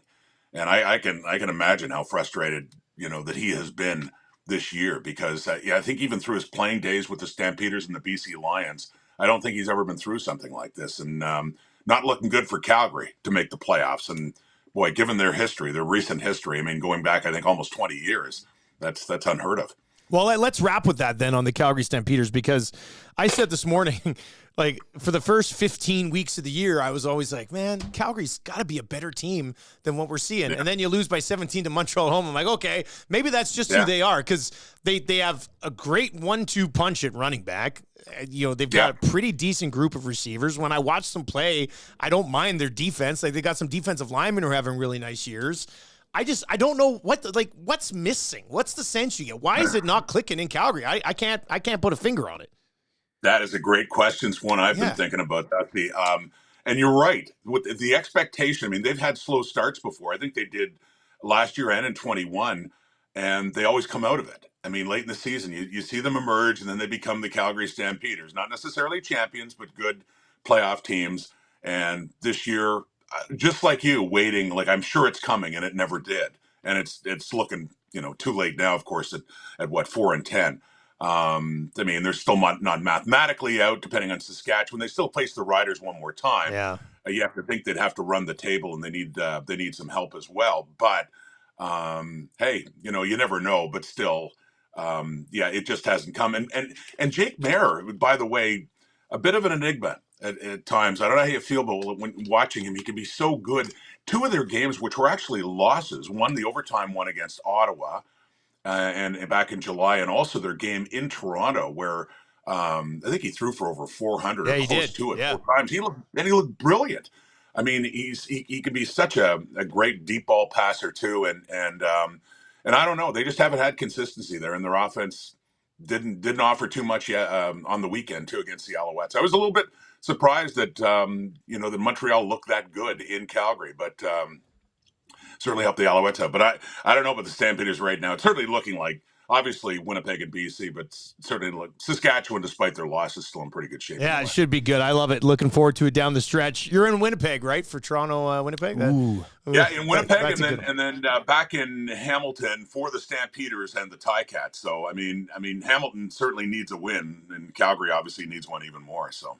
Anyway. Well, it should be great. We'll be watching that one as we get ready for the Lions and Riders in the booth out in Vancouver. So that should be fun. Safe travels, man, and thanks for hopping on. Thanks, Rod. And I just want to say, Dusty, congrats to you, Eric, everybody. It's awesome. Keep it going. Congrats on the new show. Yeah, thanks a lot, man. Really appreciate it. There you go. That is Rod Smith. And, of course, Roddy's, does a ton of games throughout the CFL season. We'll be on the East Final and the Grey Cup this year as well. A Grey Cup that could be Toronto, Winnipeg again. Are we going back-to-backs? Right? We had Winnipeg, Hamilton. Do you think BC can knock off Winnipeg at IG Field? Now, that's still hanging in the balance, because BC right now, with that win over Edmonton, moved into a tie. So he said Montreal plays Toronto. They played them close. Once you get the playoffs in the CFL, I mean, people in this market know there have been really great teams heading into postseason play, and one game, that's all it takes. So, I mean, right now you'd be a fool not to say the Argos and Bombers. I guess you'd be looked at a little funny, but come a cold day in November, who's to say? Kevin on the Nasty Chat this morning says Jake Maier's inconsistency is the issue. I think that's a part of it, but I also think their play calling is a bit of a inconsistent He also issue there as well. Of all the quarterbacks that have come through that system, and they've had some really good ones, and they just keep pumping them up. He doesn't really. He doesn't bring the pizzazz that a lot of them used to have, right? Just kind of the cockiness, the style in which they play. He seems very unassuming and very kind of. Now he can put up numbers, he can put up performances, but it's not that flashy. Handles sense. himself in a different way than the Bo Levi's. And I think that gives you a little different look at the whole team. But yeah. Well, we'll see how that plays out. I don't know what the deal is with Calgary. I still look at the roster and go, hey, this should be a pretty decent football team, but they haven't been able to do it. 4-10. Yeah. I mean, I know, a losing record is one team. thing, but not 4-10. They're a bad team. On paper, they don't look like they should be a bad team, which is a little bit strange to me. Hey, we were going to get to this. Let's do this quickly. You brought this up before we went into Rod. I didn't want to put him on the spot with it. But what would be the CFL equivalent of Kelsey and Taylor Swift, Canadian style? Who do you think this would be? Like, does it have to be like a guy that we would describe as a tight end type? Does it have to be Javon Catoy with the BC Lions? Or can it be Dalton Schoen? He's got the flow, he's got the locks, pretty good looking dude. And who would be the equivalent of T in Swift a Canadian form? In a Canadian form. And who's the guy who's standing next to them as they're walking out of the game at the same time and accidentally getting them on camera? It could be Rod. That'd be Shinetti. It'd be Shinetti for sure. Yes. If there was a celebrity couple in the CFL, Shinetti is all over that. Has to be. Anyway, what would be that equivalent? There's multiple routes you can kind of take this again. Yeah. I don't know. You could do like a Celine Dion type of, like you could walk it back a few years, maybe decades. I don't know, or you could go modern day. 780-218-9999, 780-218-9999, or hit us up in the nasty chat as well. Randy Chevrier and Celine Dion walking out of there, or something like that. You know what I mean? And he gives the stink eye wearing and the a weird throwback Jermaine Franklin with the camera, being like, "Look what I saw." That would be really good. All right, on the way next, big announcement for us here at Edmonton Sports. We hope to have a few announcements, over the next little while, but this is a good one. I think you're going to like it, and you can help us on this one. So make sure you stick around for that. Mike Tanier will whip us around the National Football League around 7:45, and then Ryan Rishaug on the way with your Monday morning Got Your Back mandate. Shog, you'll be by at 8:25 this morning. And we'll get his thoughts on everything that happened everything that happened and maybe didn't happen in that Oilers preseason game yesterday. Right now, let's get to a sports rewind with Lieutenant Eric.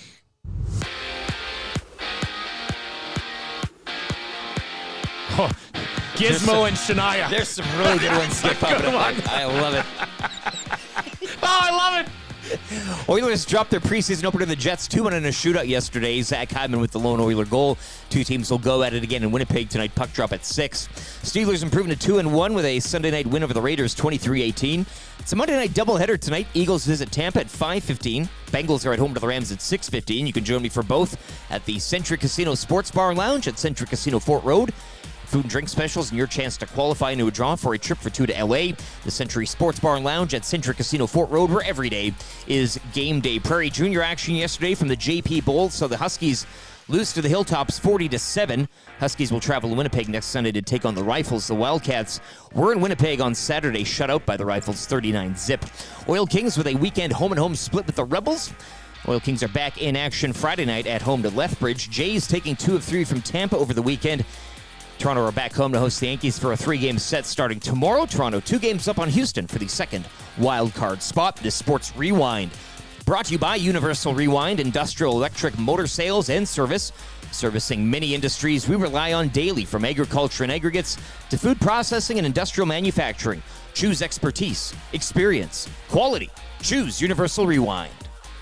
2 guys and a goalie. Babcock's gone. The Blue Jackets had an availability. They made a major mistake. Cass, your thoughts on how this looks on that organization? Out of all the hires, this is the one that we felt was going to make us the best. Quite clearly, it was not. It's just a weird kind of thing to do, to ask someone to look at their phone and the pictures on their phone. If you think by seeing a photo you're going to learn a lot about a person, then follow them on social media. I'm sure if Mike Babcock requested to follow a few members of his Columbus Blue Jackets, what he did was wrong. He hasn't changed a bit. 2 guys and a goalie with Gager, Cassian, and Nielsen. Tuesday and Thursdays at noon. Only on Edmonton Sports Talk.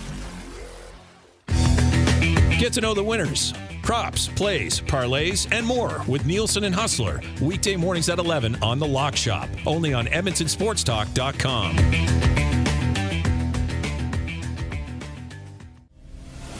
Tom Gazzola and Sean Bell take you on a hot lap around the NHL with Hello Hockey. Saturday mornings at 10. Only on Edmonton Sports Talk.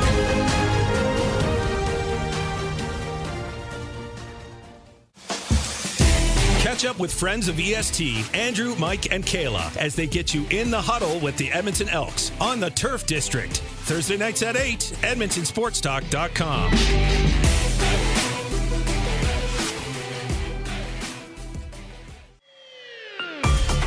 Friend of EST, Eric Thomas, takes you around the track all the way to the checkered flag on Raceline Radio. Tuesday nights at 8 and Saturday morning at 9. Only on EdmontonSportsTalk.com.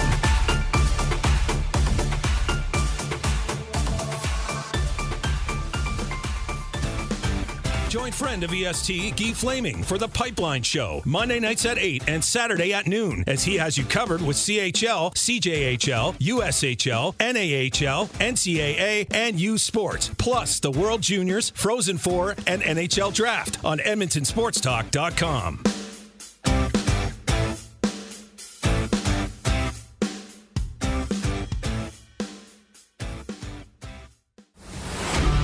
Get all the latest news and takes on everything Oilers with Dustin Nielson and Tom Gazzola on the Oil Stream. Live at noon, Monday, Wednesday, and Fridays. Only on EdmontonSportsTalk.com. Don't feel like working? Join the Hangout. You never know what you might hear. Weekday mornings 9 to 11 on EdmontonSportsTalk.com.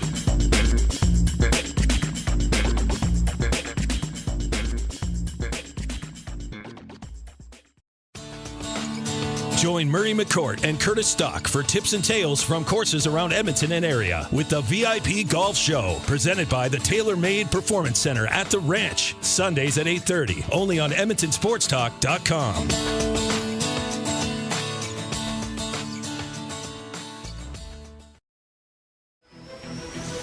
The Elks Call is the newest Edmonton Elks podcast located in Edmonton, discussing everything Elks. Join friends of EST, Scout and Catherine, Friday nights at 8 on EdmontonSportsTalk.com.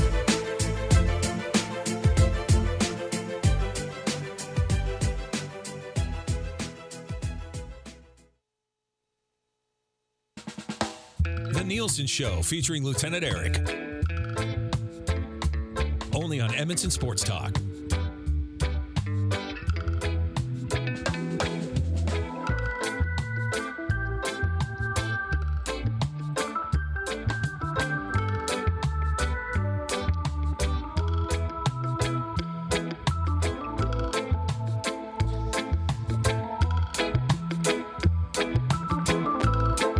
$7:27 on the Nielson Show. Dustin Nielson and Lieutenant Eric with you. Thank you very much for being here. If you are listening live at EdmontonSportsTalk.com, thank you very much for your support. Tell your friends. If you're looking for entertaining, high-energy, local sports talk in the morning, you can get it at EdmontonSportsTalk.com. Just click on the Listen Live. If you're watching on YouTube and you're like, oh, I got to get my car and go to work, it's very simple. Just go to EdmontonSportsTalk.com, add it to your home screen. It's one click, Listen Live, boom, you can listen in your car on the way to work. We're having some fun here today with some of these we said, what would be the CFL equivalent to Travis Kelce and Taylor Swift? Somebody said Dean Faithful and Adele.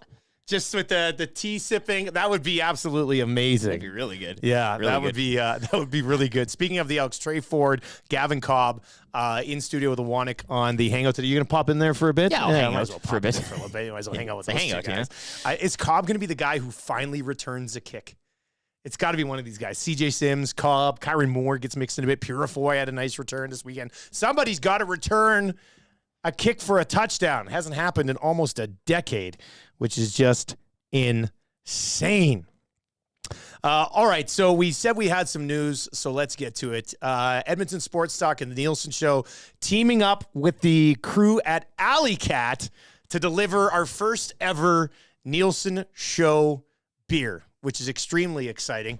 Maddie, throw up the Alley Cat stuff here. This is good news. It's happening. And you get to name the beer. All right. The Nielson Show, Edmonton Sports Talk, Alley Cat, and Sobeys teaming up here for our Name the Beer contest.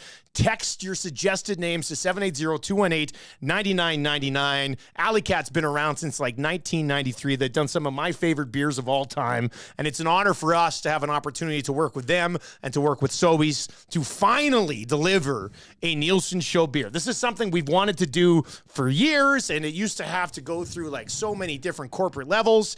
Now this is the corporate level. This is it. Who has to approve this? Us. Your dad gave the okay. We're away. HR Daddy gave the okay, and now we're good to go. So we are teaming up with Alley Cat. We're going down there this week. Our whole crew. Redbeard from Sobeys is going to be there. We're gonna do a taste testing video. We're putting together a lager. It's going to be a lager, which is actually really cool because Alley Cat doesn't have like their own locked-in lager. So the Nielson Show beer is going to be the Alley Cat lager, which we're pretty excited about. Great on the lager. Everyone loves a lager. I mean, that's without saying. I love the brewery tour. We'll have to don like hard hats. No, right? I think we're going in the tour. I think our crew rolls in those bee outfits. Okay. Yeah, it looks like a nuclear suit with the bee mask. Hey, we're here for the beer testing. Do it all. You don't get to tour that every day, so it'll be a big. Trev will be out. He'll be losing his mind. In that brewery. But big brand, we love it. Alley Cat's great. We sip on a lot of those during the summer months as well. Yes, we do. At various locations. So look forward to the partnership. A lager, too, at that. I mean, not to say that all the other beers, and we've sampled a lot with Scott Laurie and Sobeys, but just a nice lager. No titty liquor, mind you. No, I did run that by them, though. We've come a long way. I ran that by them. I said, look, one of the ideas we've always had was for Dusty's titty liquor. And they said, we're not sure that's going to work. The example of I said, so grab me one of those apricots. Get over here. I'm going to squeeze my man boobs together, and you're going to pour it through, catch it, bottle it's it. It's hell of an idea, yeah. Yeah. Anyway, they said no. Yeah. But we are going to have a lager. So we are doing a Name the Beer contest. This will go for 2 weeks. So for this week and next week, you can name the beer. Then we will select a name of the beer, and then we will have a 2-week-long designing the label contest. So AM Nasties will name the beer, and then somebody will actually design. I know Tube Socks right now is like opening it up. What we will do is we'll send out a link to a template so you can design it to the right size. So and to be honest with you, it's wide open. You want to draw it? You can draw it. You want to do it in Photoshop or Illustrator or wherever? You can do that as well. But we are going to do 2 weeks to name the beer, 2 weeks to design the label, and then the plan is to launch it all on December 1st right here on Beer of the Week. So it's really exciting times. Bergie at 780-218-9999 asking, will there be a hint of coffee or latte in the new beer? No, that's giving your new that's saved right here. Your new love here. Just don't call it Pink Nielson. Graham, I don't know, nasty lager might not be the best selling point to people that may not know. Yeah. Like, it's kind of one of those inside jokes there. You don't want to be, hey, try this nasty lager. Well, sounds delicious. My whole thing, like every time, because I've had a few meetings, so how it's working is like, we're naming it, we're getting the labels done. Alley Cat is going to brew it, obviously. Sobeys is buying all of it, and it'll be available in all of the Sobeys stores. So whatever this ends up being called will be available in all the Sobeys locations, and that's it. You'll only be able to get it at Sobeys and Safeway Liquor.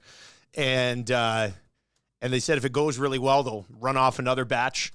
And our end goal is for us to be able to go to a Riverhawks game this summer because Alley Cat has the exclusive rights down at the stadium, and to get our beer at the ballpark, which... That's the reason we even started this up. We're quite away from opening day, but Surveyor Brett, lock it in. September 25th. This is when this idea started. And by, opening day, maybe we'll be pouring a nasty lager into one of those beer bats, hey, down at Remax. Wouldn't that be something? Anytime I've chatted with them about it, I said, we could call it the nasty juice or something. But you're right. I mean, that might be tough for somebody who rolls it. With that being said, yeah. Nielson Show listeners, Edmonton Sports Talk supporters are going to go and buy this beer, and hopefully let's just, when it launches on December 1st, gone. Like, let's sell it out. It would be great. And then, and then we'll know, like, okay, let's go. Let's do another one. So that would be great. But you're right. You probably, for the people because you want to. Yeah, but at the same time, if somebody sees it and goes, wow, this is nasty. It'll get you talking. The nasty juice. it's not just a clever name. Something along those lines. Christian is in the nasty chat and says, YouTube Trev's name suggestion for the beer, the best beer ever. Well, hey, I was going to suggest too, like the bad beer. If you name it bad beer, I'd buy a pack just to see how bad. Like, you want to kind of test it out. But I think the Trev one is perfect. Have his face on the can, best beer ever. Who's not buying that? Jen is in and says, lagers are great because you can drink them at the ball game.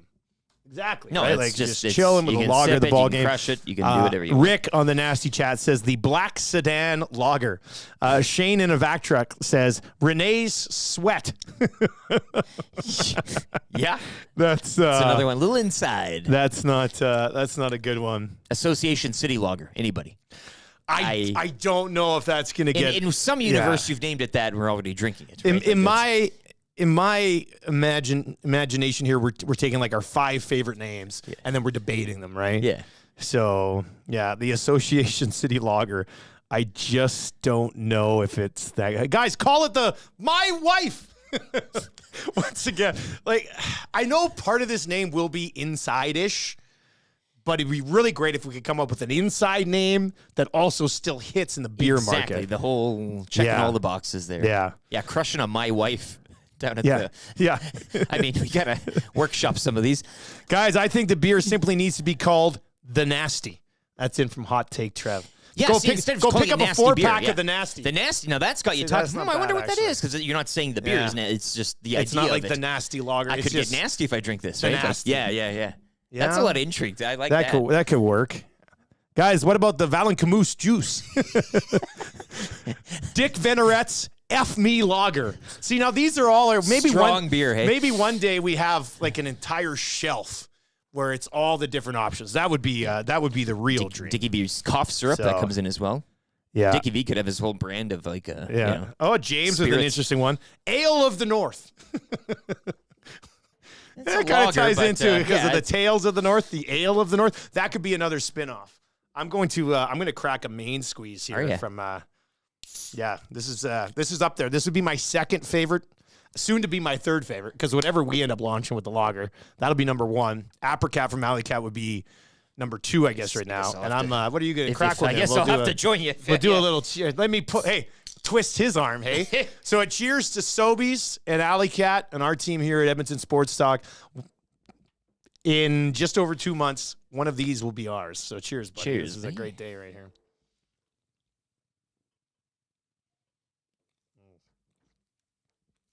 He's doing it.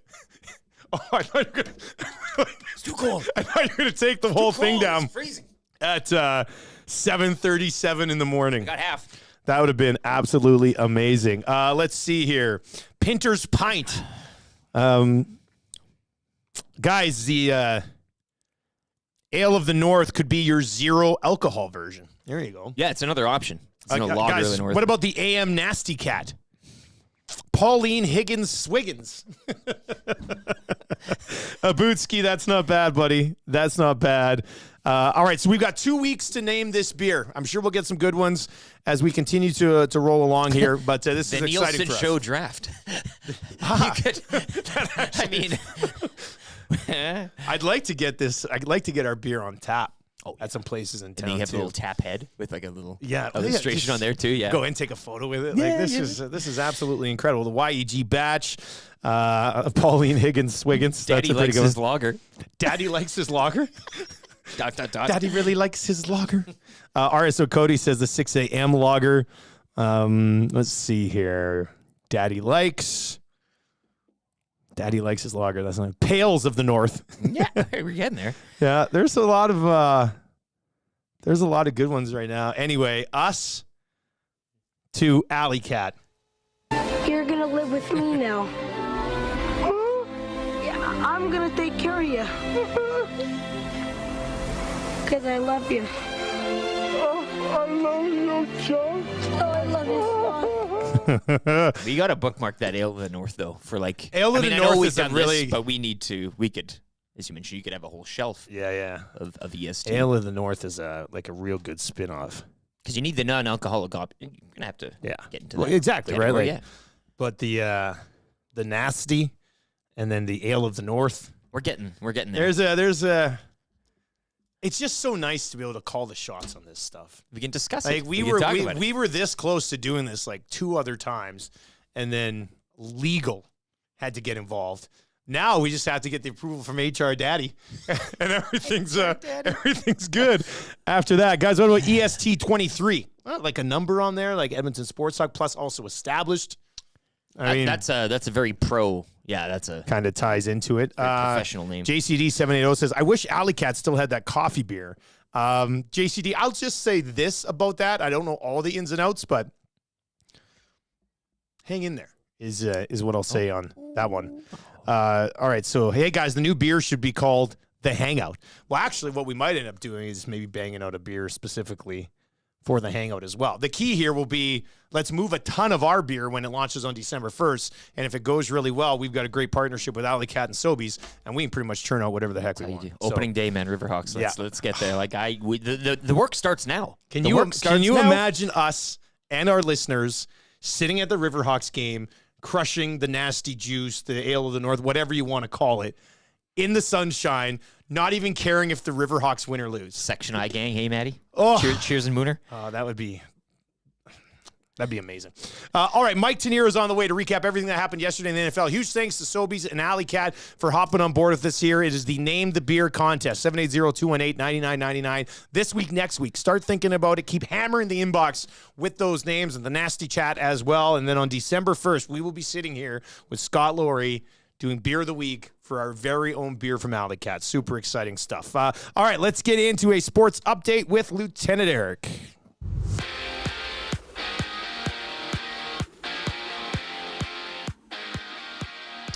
The Edmonton Oilers kicking off the preseason yesterday with a 2-1 shootout loss to the Jets. Zach Hyman with the lone goal. The two teams will do battle again tonight out in Winnipeg. Puck drop at 6. Monday Night Football doubleheader tonight. Eagles visit Tampa. Kickoff 5:15, while the later game will see the Bengals at home to the Rams 6:15. You could join me for both at the Centric Casino Sports Bar and Lounge at Centric Casino Fort Road.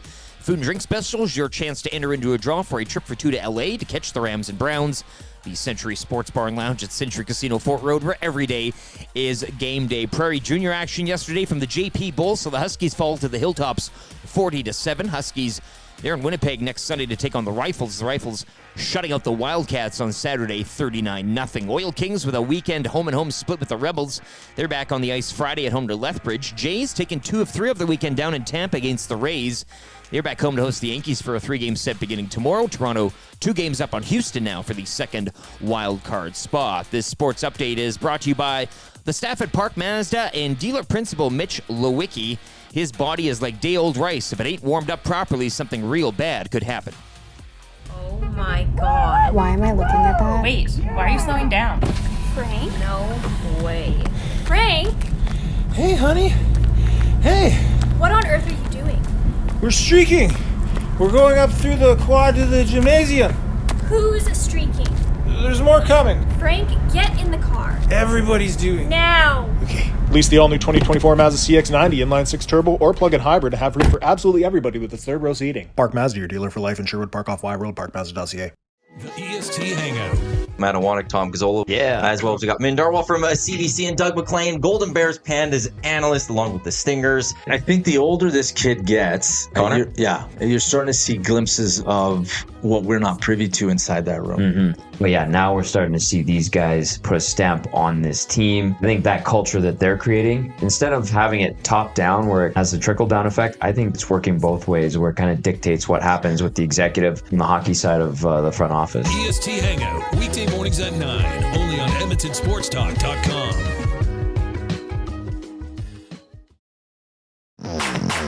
Tom Gazzola and Sean Bell take you on a hot lap around the NHL with Hello Hockey, Saturday mornings at 10, only on Edmonton Sports Talk.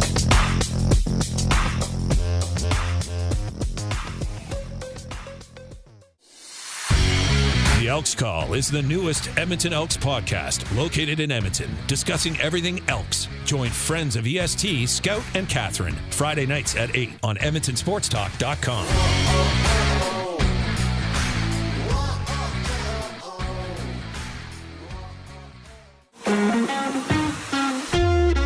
Join friend of EST, Guy Flaming, for The Pipeline Show, Monday nights at 8 and Saturday at noon, as he has you covered with CHL, CJHL, USHL, NAHL, NCAA, and U Sports, plus the World Juniors, Frozen Four, and NHL Draft on EdmontonSportsTalk.com.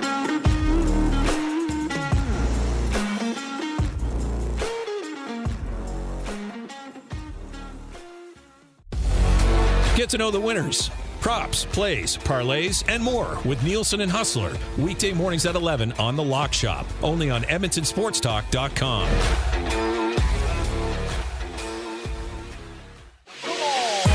Catch up with friends of EST, Andrew, Mike, and Kayla, as they get you in the huddle with the Edmonton Elks on the Turf District. Thursday nights at 8, EdmontonSportsTalk.com.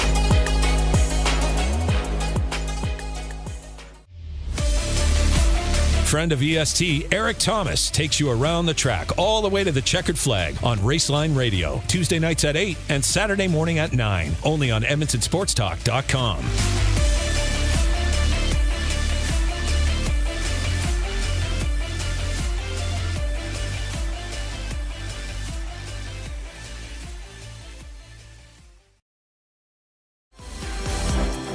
Join Murray McCourt and Curtis Stock for tips and tales from courses around Edmonton and area with the VIP Golf Show, presented by the Tailor Made Performance Center at the Ranch, Sundays at 8:30, only on EdmontonSportsTalk.com.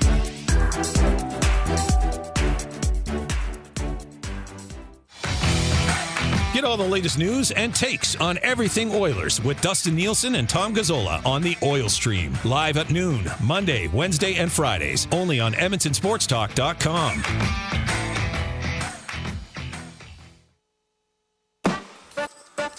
The Nielson Show featuring Lieutenant Eric. Only on Edmonton Sports Talk.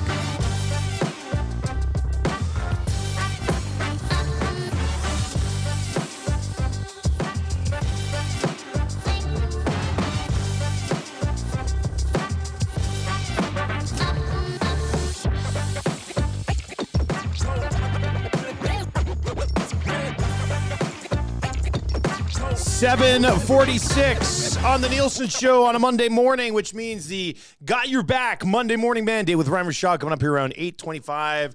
We'll be talking Oilers preseason game last night with Shoggy, and we'll get into the Elks losing to the BC Lions on Friday as well. Speaking of the Elks, super excited. Trey Ford and Gavin Cobb are going to be in studio today for the hangout from 9 to 11, so make sure you sit around and join us for that. Make sure your autoplay is on the YouTube video. There's that little button right down in the middle. It looks like a little play button. You click that, it takes you to autoplay on, and when our show ends, it'll automatically transition you right over to the Hangout, which is super convenient. We just announced that we are creating our own beer with Alley Cat, and we are taking your names, your name suggestions, and we're going to be doing this for the next little while. So let's go there, 780-218-9999, 780-218-9999. We've got 2 weeks to name this beer. All right, let's get to Mike Tanier, brought to you by ProAmSports.ca. Shop NFL sideline headwear from New Era and throwback jerseys from Mitchell and Ness. They've got both Sanders, Barry and Coach Prime, both of them. Visit Pro-Am in Edmonton on Santa Barbara Trail, 1 block north of the Yellowhead, or online at ProAmSports.ca. Mr. Tanier, good morning. How are you, sir? I'm doing well. I'm doing better than the Steelers. I just discovered they're sitting on like the tarmac in Kansas City waiting to get home to Pittsburgh from last night's game. Imagine playing a game that boring and then not being able to go to sleep at night because you're like stuck on tarmacs around the country. Well, if they wanted to go to sleep, they could have just watched the game film on the plane. That's right. They can lull themselves to sleep. Yeah. Hey, but I guess, whatever works to get the job done, right? Yeah, whatever works to get the job done. And the Steelers, I think, are designed to win with T.J. Watt's sacks, their pressure creating, Minkah Fitzpatrick interceptions, et cetera, and getting 1 or 2 plays from their offense. And I think they got exactly 2 plays from their offense last night, but that was enough against, a very weak, very dreary in their own right Raiders team. So is Miami awesome, or is Denver the worst team in league history? Miami's awesome, and Denver is the most, I don't know, worst team, but like the most ready to just give up and say, I'll call them this, the most tired team in history. They're very tired. Last year they had to put up with all the Russell Wilson nonsense and Nathaniel Hackett. This year they have to put up with all the Sean Payton, my way or the highway stuff, and Wilson is still there.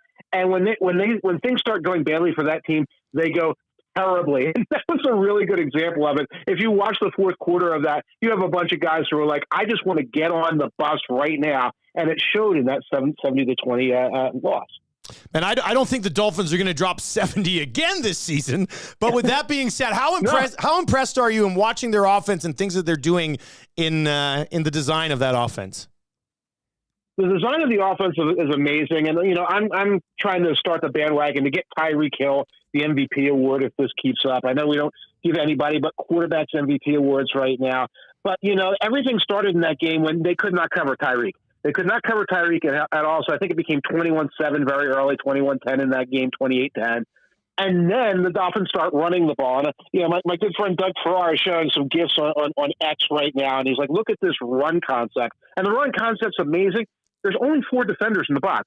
The safeties are 20 yards deep. The corners are playing off the ball. The linebackers are 10 yards deep because this team is afraid of Tyreek Hill and what they do there. So the Dolphins are building a lot out of that. I think they're playing better defense than they're being given credit for. Yes, the running game is strong. Guys like Braxton Berrios are coming through because they've got room to go underneath. Coming up next week, we've got Dolphins-Bills. So if we're asking these questions about the Dolphins, are they that great, et cetera, get the popcorn out because we're going to get the answer in 6 days. Mike, you mentioned Tyreek for MVP on your themessenger.com Week 3 walkthrough here. Your second point is #Cowboys LOL, and the LOL is capitalized. Do they garner a capitalized LOL? Should it be lowercase? I mean, how out loud laughing are you right now at the Dallas Cowboys following the loss to Arizona? It's kind of RTOFL if I got that exactly right. Watching that game, and I guess it got to like 15-3. I mean, that's the score. So the Cardinals get the lead. It's on a couple of kind of fluky plays. Joshua Dobbs does a read option, and they get caught off guard by it. He gains 30 yards. They kick a field goal. They get a touchdown on another play. And a great team comes back. A strong team, a Super Bowl team comes back. There's no way that Patrick Mahomes would go down 15-3 and anyone would be like, oh my God, they're in trouble. It's like, he's going to come back and dust them. This is going to happen that way. The Bengals would do the same thing if everyone's healthy. The Eagles would just start running the ball and they would run them down the throat. You knew the Cowboys weren't coming back. You knew the Cowboys were going to start bumbling and choking and trying too hard. And next thing you know, guys are missing tackles and they're blowing assignments. And Dak is, nobody's open in the end zone, so Dak's making mistakes. And McCarthy's coaching like he's down by 5 scores. And the entire thing happens. And, I think the Cowboys are going to bounce back from this, obviously. But losses like this tell you what's going to happen to this team eventually. And again, this is the Cowboys team who in 2 weeks get the 49ers. Now, 3 days ago, I would have said that's the game of the month. Right now, I look at it. The 49ers are going to smoke the Cowboys because the 49ers keep their heads in games like these and stay under control, and the Cowboys don't. Mike Tanier with us from themessenger.com.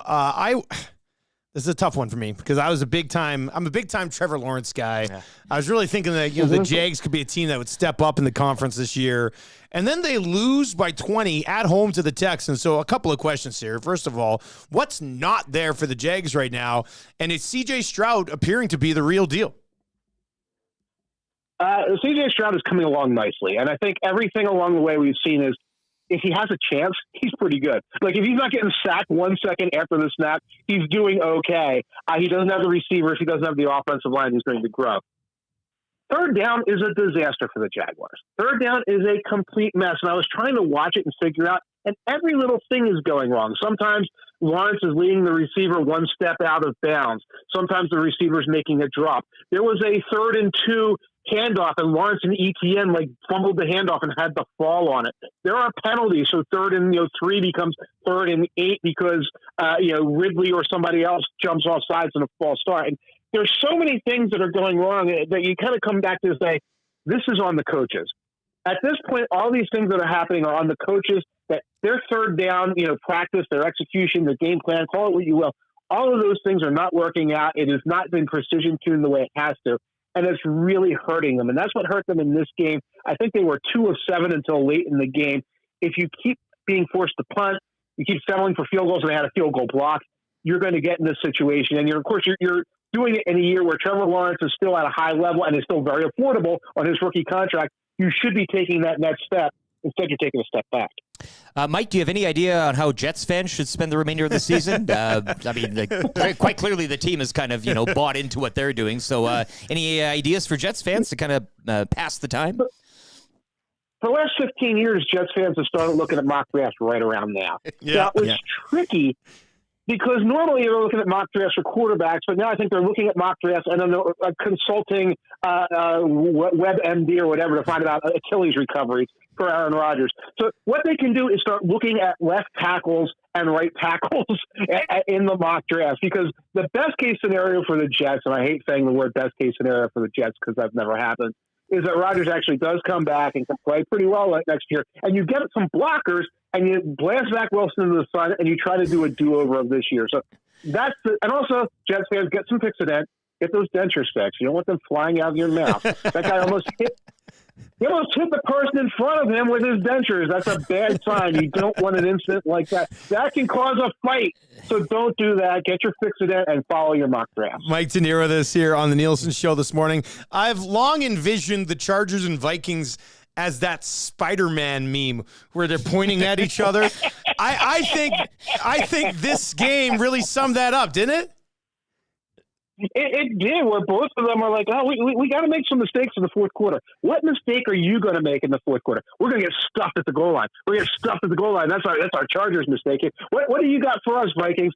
You know what we're going to do with 35 seconds left? We're going to take 25 seconds to get a play call in, and then it's going to be into triple coverage in the front of the end zone. So, on paper, if you look at these teams on paper, they're not bad. And then when you look at them on the field, you're like, eh. Yes. But the bottom line is the Chargers are the better team right now. Justin Herbert is better than Kirk Cousins. They've got more, secondary talent than the Vikings. The Vikings' secondary talent is Jefferson, and Jefferson. So, the game, turned out the way it was supposed to. I just don't have any faith in either of these teams doing anything except spending the whole year hanging around at like 7 and 9 and just having more games like that one. Cleveland Browns end up winning by 24. How many do they win by if Deshaun Watson only throws the ball forwards instead? I don't know. I think that was the good game plan there. A couple of trick play screens, a lot of hands off, and just let Myles Garrett go do his thing, because that's how they're going to win a bunch of games. If you look at how they beat the Bengals in week 1, the pass rush was all over Burrow, forced Burrow to mistakes. They ran the ball. Deshaun ran the ball a little bit, and then it was like 1 or 2 plays. Keep doing that. That's what you did this week. Garrett, I think, had 4 sacks, 4.5 sacks, something like that. Force a fumble, get the ball back, run the ball, get 1 or 2 pass plays, done. The Browns are going to win a lot of games that way. Which game ends up being better tonight in this doubleheader? I don't really like either. It'll probably wind up being the Rams against the Bengals. I think that's interesting. We have all eyes on Joe Burrow's ankle. I think the Eagles are going to roll against a really, really fraudulent, I'll use that term, Buccaneers team. Mike, as always, man, really appreciate it. Thanks for the time. You got it. Take care and enjoy your week. Mike Tanier today, brought to you by our great partners at Pro-Am Sports. If you're looking for some of that NFL sideline headwear from New Era and throwback jerseys from Mitchell & Ness, they got you covered. ProAmSports.ca, or you can pop by and go in store at St. Albert Trail, 1 block north of the Yellowhead. Let's do this right now. Let's do our challenge tonight for Monday Night Football. Oh, yeah. For Century. Where are you going to be tonight again? This is the best. Same location every week. You can come down and see Renee. She'll be there Monday, Thursday, as well as Sundays. I'm just not there Sundays, but Sunday, Monday, Thursday, you're home for NFL action at the Century Casino Sports Bar and Lounge. Of course, Century Casino on Fort Road. Another doubleheader tonight, of course. As you mentioned, the Eagles and Bucks, 2-0. Baker Mayfield doing his thing.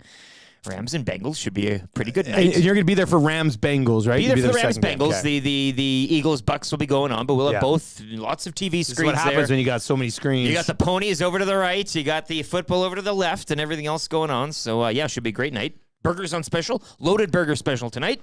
Loaded burger special. The burger, that's the beauty of the burgers. A burger is just great. You can go anywhere. It's a safe choice, right? Yeah. Like in some loaded burger tonight special. Come there. Food, drink specials. Again, 2 great games tonight. But let's get into this one then. The Rams and Bengals. We'll have your Cool Bet hotline coming up in the third hour of the show today. But right now, over at Cool Bet, the Bengals are 2-point home favorites against the Rams and Puka Nacua. Lieutenant Eric, the Bengals are 0-2 on the year. They're only a 2-point favorite at home here against the Bengals. Where are you going to go on this one?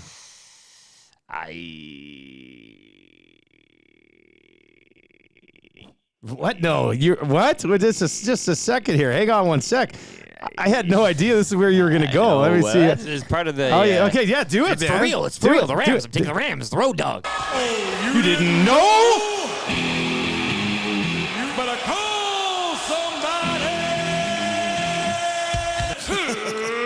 Ladies and gentlemen, boys and girls, children of all ages, tonight, D-Generation X proudly brings to you its 6-time WWE Tag Team Champions of the World.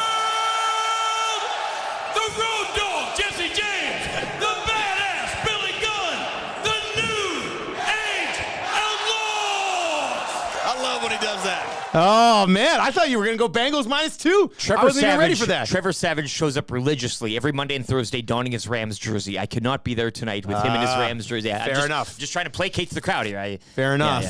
All right, if you want to watch 2 football games tonight, swing on by Century Casino, Fort Road, Sports Bar and Lounge. Squareboard going. Free squareboard. Get into that draw for a trip for 2 to LA as well. All free. Free squareboard. Free squareboard. Just walk up right on the Come squareboard. on. Pick a square. Is there a max limit on how many squares? Has to be. I mean, yeah, you can't. It's an honor system. This isn't lawlessness out at the Century Casino Sports Bar and Lounge. But yes, free squareboard. Always a little bit of a prize, and they keep it different. Sometimes it's a jersey, sometimes it's a shirt, cap.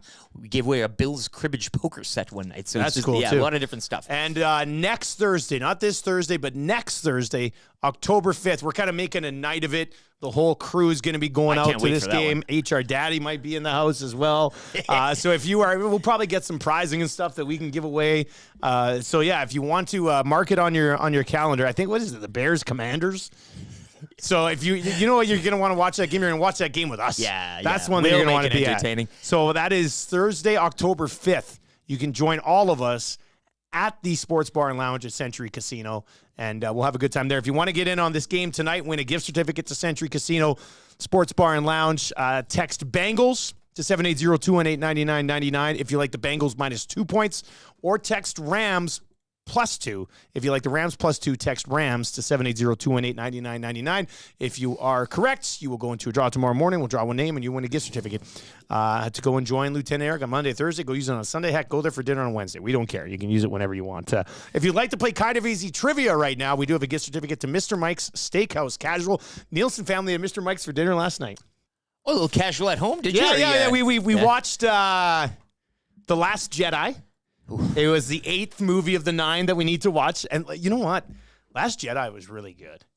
Last Jedi was a really good movie. Yeah, I got the taste of the prequels still in my mouth, but those latter ones those last they're done three really well. Really get things back on track. That's man. true, yeah. I realize that. Like, I haven't watched those ones as much as even the trilogy. For all the purists, yeah, exactly. But I love them. And The Last Jedi was great last night. So we were partway through The Last Jedi. We're like, let's order.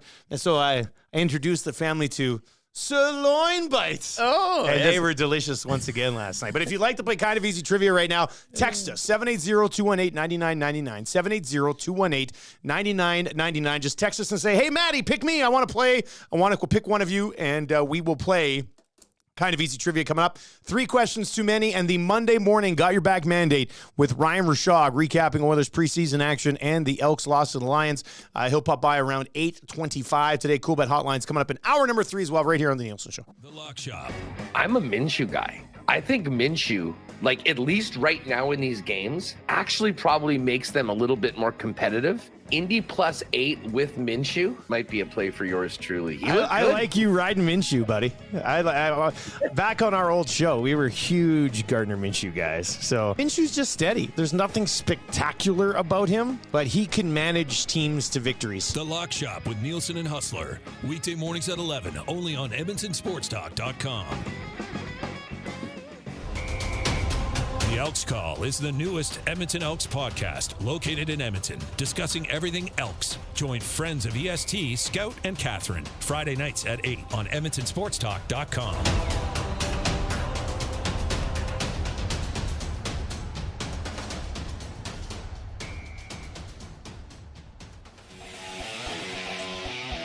Join friend of EST, Guy Flaming, for The Pipeline Show, Monday nights at 8 and Saturday at noon, as he has you covered with CHL, CJHL, USHL, NAHL, NCAA, and U Sports, plus the World Juniors, Frozen Four, and NHL Draft on EdmontonSportsTalk.com.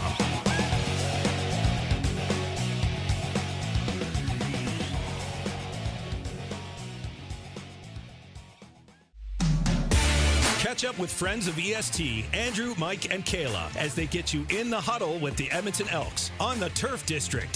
Thursday nights at 8, EdmontonSportsTalk.com.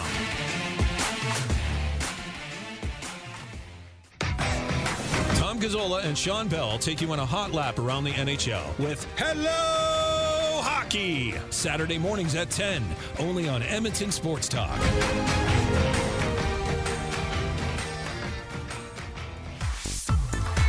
Friend of EST, Eric Thomas, takes you around the track all the way to the checkered flag on Raceline Radio, Tuesday nights at 8 and Saturday morning at 9, only on EdmontonSportsTalk.com.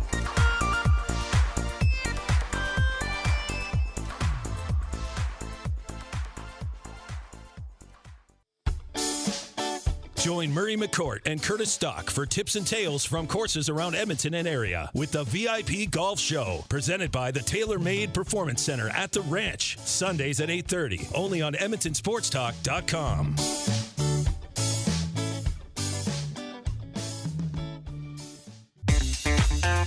Don't feel like working? Join the Hangout. You never know what you might hear. Weekday mornings 9 to 11 on EdmontonSportsTalk.com.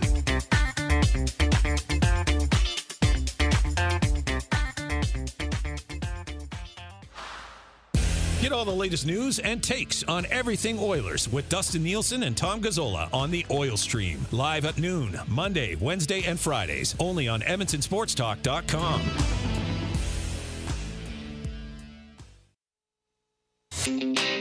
The Nielson Show featuring Lieutenant Eric. Only on Edmonton Sports Talk.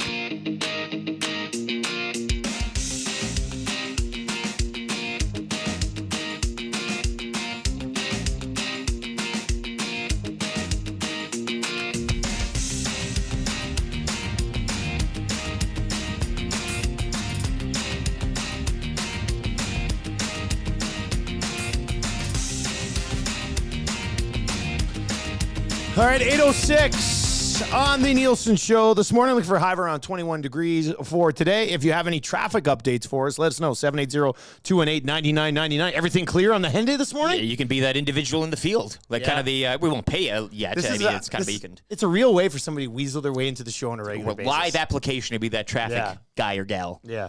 I would like to see a day where Fraze is in here with us only doing weather updates. That's it. He just sits on like this other table over here. You never see him. I just go, let's go to Fraze for the traffic. He'd lean casually for the full 3 hours, I think. Yeah.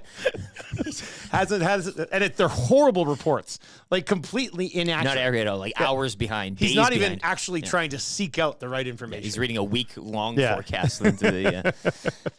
It is the Nielsen Show. Thank you very much for joining us here. We are in our Popeyes Louisiana Kitchen Studios. Sweet and spicy wings on right now. Crispy breaded wings with spicy ghost pepper seasoning.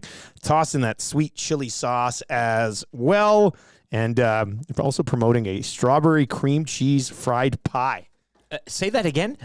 I says, pardon? There's a lot going on there. Strawberry cream cheese fried pie. It's like the full pie? Like you're dropping that puppy into the deep fryer?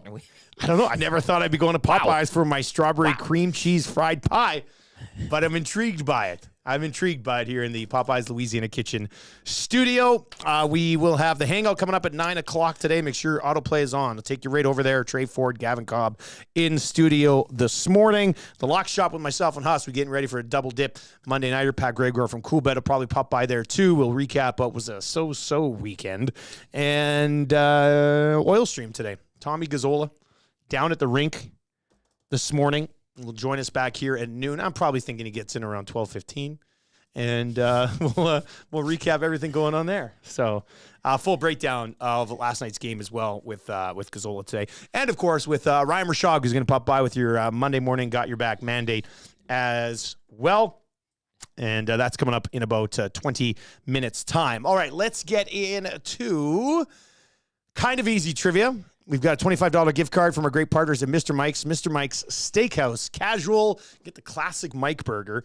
Or as my son gets, he gets the little Mike burgers. So it's like two just little Mike burger patties. Like a Mike Jr. Yeah, oh yeah, pretty much. He loves them. I'm so proud of that kid. So proud of that kid and his love of the Mike burger at a young age. Mr. Mike's Steakhouse Casual, the casualest place ever in the Hampton Inn on the corner of 137th Ave, Mark Messier Trail. and now also in Fort Sask. So let's go hammer that Fort Sask location as they get things fired up. Josh is going to play this morning. Let's bring in Josh. Josh, how you doing, sir? Good, Dusty. How are you? Well, we are doing fine, man. Are you ready to go? Already, yep. All right, I will start the ticker after read the first question. Good luck, man. Here we go. Which team beat the Elks on Friday night? Whoa. The Lions. What position does Vernon Adams Jr. play? Yeah. Did the Oilers win their preseason game yesterday? No. Which NFL team scored 70 points yesterday? Miami Dolphins. Name one player on the Dolphins. Tyreek Hill. Boom. And Sergio Ramos gets a nipple erection. Oh, is that dirty? This is not just a dream, it's a wet dream of orgasmic proportions. Oh, is that dirty? Frustration sets in and the emotion goes out, and then you just start playing by yourself. Oh, is that dirty? You cannot come to my house. No, not today. You cannot come to my house. No, not today.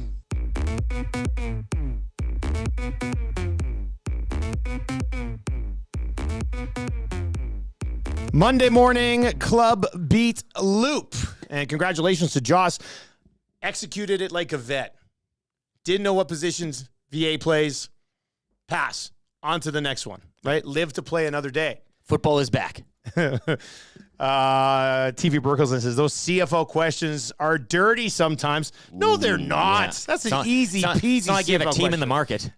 Like, come on. Playing a team where the questions are like, You should probably know what position Vernon Adams Jr. plays.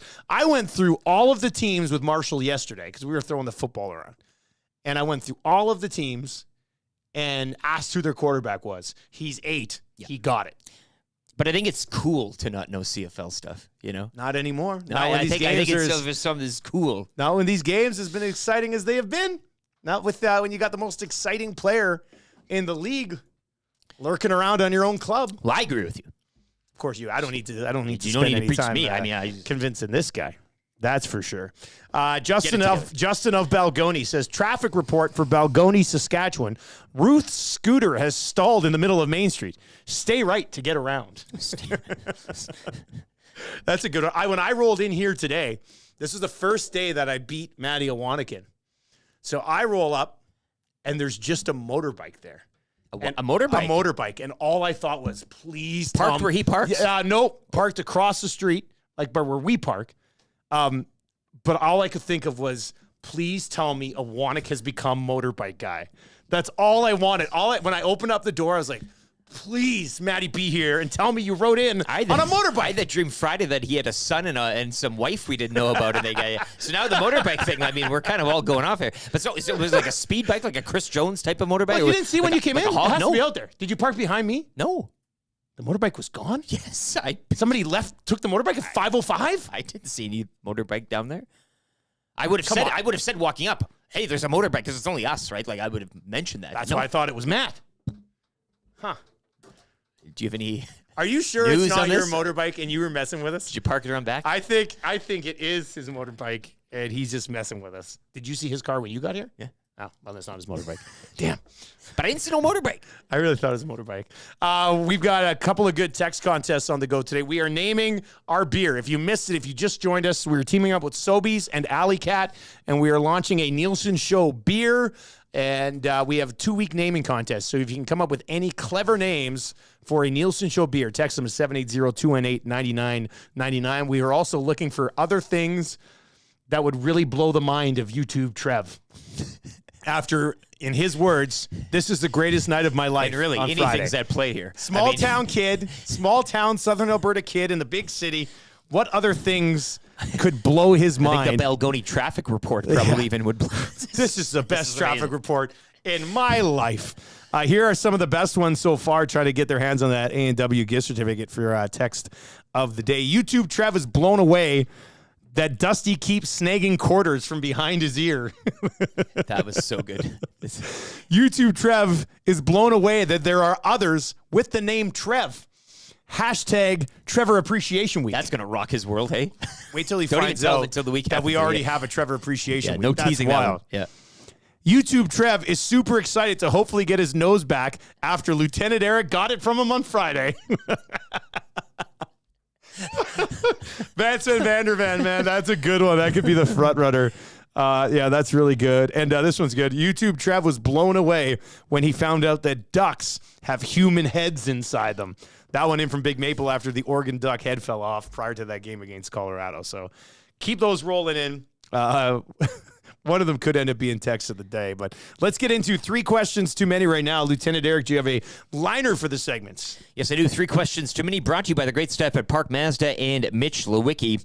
Mitch knows that being a businessman and father means responsibility, not just for your main family, but also the secret one in Norway nobody knows about. Park Mazda, your dealer for life. Oh, that was a good one today. Well done, crew at Park Mazda. And Mitch. And Mitch. And Mitch. Lieutenant Eric, do you have a Twitter account? I do. It's at Lieutenant_Eric. You can follow on Twitter. Yeah, I mean, I've been looking for that, the CFL version of a Kelsey Swift romance and some great... That comes up in 3 questions here, too. Dave Jameson's entered the chat, so we can just kind of, again, follow on Twitter. You can see all the responses the goats there. Here. Yeah, the Joni goats Mitchell's, here. Rita McNeil has been brought up a few times. I really adore that. We've had some good ones already roll in. We'll get an update on that in just a second. Also, follow us on our YEG Sports Talk Twitter account. That's at YEG Sports Talk on twitter.com, x.com, however you want to get there. Give us a follow over there. We are over 4,000 followers and continuing to grow that. And if you're watching on YouTube right now, hammer that thumbs up button. All right, we're about like 50 likes right now. So just hammer that thumbs up button. And then the algorithm tells other people that, hey, some people don't think that this is garbage, and they like to watch it, and they watch it for a long time, so then you should watch it too. I think that's how the algorithm works. So, yeah. All right, question number 1.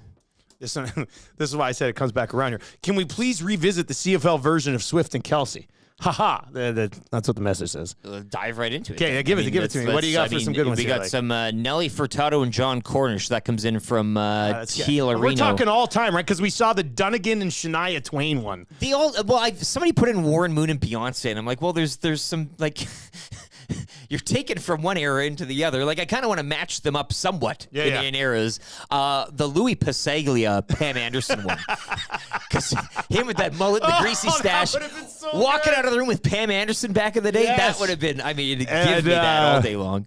Jamie Cartmel there. I think he was Lions PR before coming to Edmonton. Cartmel's there with the phone. It's who plays the phone guy too. That's another interesting. There's 3 elements to this. There's 3 elements. There's Swift, Kelsey, and then there's the guy. Who was the guy that got the phone? He got the video of him walking out. I can't remember his name. Something or other. Yeah. But he's so then there's video creep basically. Yeah. Like there's a video creeper, right? Yeah, so somebody, Angela Mosca, R.I.P. and Joni Mitchell, Matt Dunnigan and Alanis Morissette that comes in from Writer Prophet. Now that would have been interesting and spicy. Matt Dunnigan and Alanis Morissette. He goes on to add the breakup album would have been outstanding. Pam Anderson, again, Nelly Furtado, a lot to just kind of interject and interchange the players there. Anne-Marie Ron Lancaster, Mike Pringle and Jan Arden that comes in from Nasdaq. Mike Pringle and Jan Arden. Jan Arden's entered play here. Brady Oliveira and Carly Rae Jepsen for you younger fans out there. More modern Brady day, Oliveira and Carly Rae? Kind of hip, yeah. And I wanted the Canadian content. Like that's what we're trying to do, right? So that kind of we're looking for Andrew Buckholz there with that suggestion. Dave, nice one, buddy. Dave Sapungis dating the girl from the big comfy couch. The big comfy couch. I really like all that. What a drop! It's so. Oh man. Yeah, get him in there. It's fun. Fun conversation for Monday morning. Yeah, and the CFL player has to be wearing like the Zubu setup from back in the day. Biff Naked and Ed Hervey, Rip City Step. Biff Naked and Ed Hervey, as shot by. Yeah, exactly. Yeah, shot by a super young Ryan Rishaug, maybe. Rishaug could be from an Edmonton point of view. I guess from an Edmonton point of view, I mean, he would be the guy there. He's catching it. Avery, maybe. Troy Westwood and Juliette Lewis, Doug Flutie and Shania. That's a royalty. Wow, can you imagine that? That's a big one. Doug Flutie and Shania. And they're talking about it on what's that?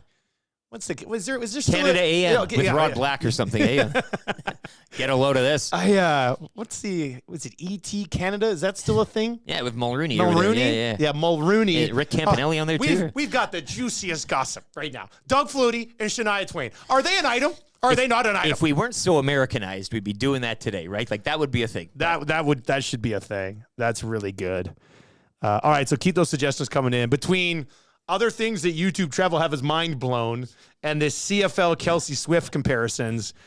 This is going to be a tough text. Wait till he learns about Rita McNeil. Hey? Yeah. Oh, man. Or anybody. Like, Trev, what was he? Was that Friday on the Hangout when he tried to take claim, or was it Thursday for icing people? Yeah. Man, I honestly thought we invented it. And then he tells us on Friday that he went home to his roommate, and his roommate was also like, hey, man, I thought we invented it too. It's just like, you guys are hilarious. God, that's too good. Absolutely love it. All right, question number 2. Guys, Holloway was great last year in the preseason. What if he looks just okay this season? In the preseason, I think this person's asking. In the preseason, yeah. Well, I mean, he was third star yesterday. Yeah, I don't know what you want. Nice hit yesterday, too. It's preseason, though. I mean, I would look. Here's what I would say. Look what happened last preseason. It was great. What did it lead to? Nothing. Yeah. So don't maybe you're hoping for a bad preseason then on that metric. I don't know. Don't worry about the preseason. Question number 3. After the preseason loss, do you think McDavid wants to join the Leafs? No, but thanks for being hilarious. It's not up at tsn.ca, so I don't know where this is coming from. Yeah, are you sure it's not well, there? No, I'm just saying yet. So I mean, we don't need to encourage that behavior. Maybe, hey? No, I mean, I don't think we need to. It'll be fine. But thank you very much for the text messages. It's good. 3 questions too many. Brought to you by the great staff at Park Mazda. Just throwing it out there. I was looking at some used pickup trucks on Park Mazda's website last night. I think my Ford Explorer has a coolant leak. I was driving around with the family on Saturday, and I got this warning. It's like coolant's overheating. I was like, what the hell? I didn't even know there was coolant. Yeah, you got to keep that thing. Anyway, the coolant's been refilled. I'm taking it in on Tuesday, and if the Ford dealership tells me we're gonna have to pump another $3,000 into your Explorer, I'm gonna say see you later. Text Mitch and be like, what do you got for used You've trucks? invested a lot in that lemon, more so than Trevor Lawrence. Like, and I you don't know who which I got is the it bigger from? lemon thus you know far. who got me this vehicle, or who I bought it from? HR Daddy. Like this is unbelievable. He sold me a lemon. His own son. So you're telling me you're one diagnosis away here from being a truck guy? I'm one diagnosis. If this comes back at any sort of significant bill tomorrow when I take this Explorer in, I'm done. I'm becoming truck guy by Thursday. I thought we were looking at investing into a station vehicle here. I thought now that would be a good idea too. Actually, I mean, it's just an old pickup truck, real beaten down piece of crap. Finally get rid of that recycling. That would be good. Hey guys, did I miss the big announcement? Yeah, the big announcement was we are launching our own beer with Alley Cat. It's going to be sold at Sobeys. It's going to launch December 1st. We're spending the next 2 weeks naming it. Then we're going to spend 2 weeks on a label design contest. So if you have a name for a Nielson show beer, you're naming it. Yeah, you're naming it's it. You. And named by you. So yeah, be ready for that. Text us any suggestions you have for a name. We got 2 weeks to figure out where we're going to go with the name. Then that'll lead into the label. Then that'll get wrapped around the beer. Alley Cat will run off a bunch of flats. Sobeys is going to put them in their stores. And yada, yada, yada. Come Christmas time, you're drinking a Nielson show lager. So that is exciting. All right, on the way next, Ryan Rishaug is going to join us. It's the Got Your Back Monday Morning Mandate. We'll recap the Edmonton Elks and the BC Lions. He was with me on that one on Friday night.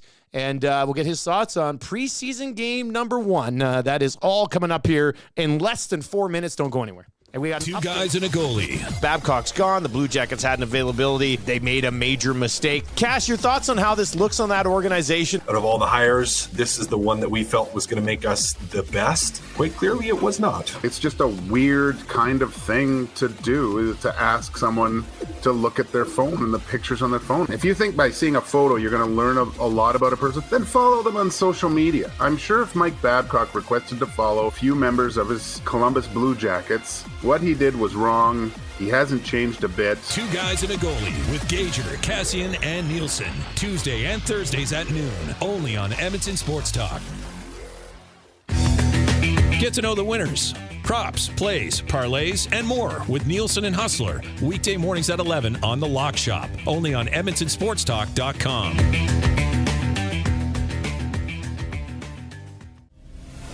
Tom Gazzola and Sean Bell take you on a hot lap around the NHL with Hello Hockey. Saturday mornings at 10, only on Edmonton Sports Talk.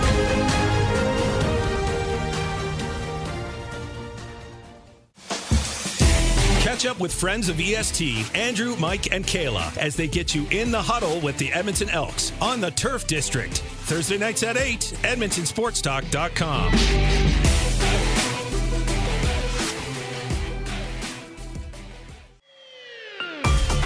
Friend of EST, Eric Thomas, takes you around the track all the way to the checkered flag on Raceline Radio. Tuesday nights at 8 and Saturday morning at 9. Only on EdmontonSportsTalk.com.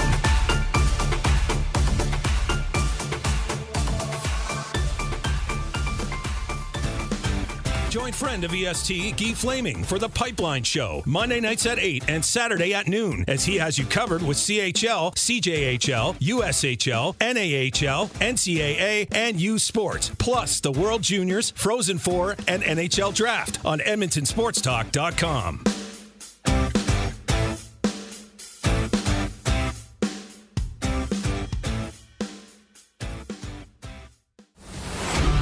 Get all the latest news and takes on everything Oilers with Dustin Nielson and Tom Gazzola on the Oil Stream. Live at noon, Monday, Wednesday, and Fridays. Only on EdmontonSportsTalk.com. Don't feel like working? Join the Hangout. You never know what you might hear. Weekday mornings 9 to 11 on EdmontonSportsTalk.com.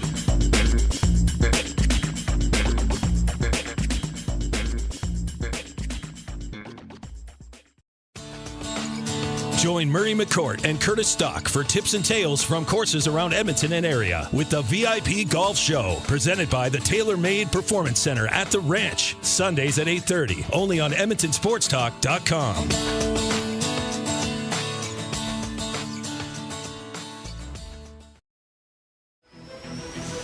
The Elks Call is the newest Edmonton Elks podcast located in Edmonton, discussing everything Elks. Join friends of EST, Scout and Catherine, Friday nights at 8 on EdmontonSportsTalk.com.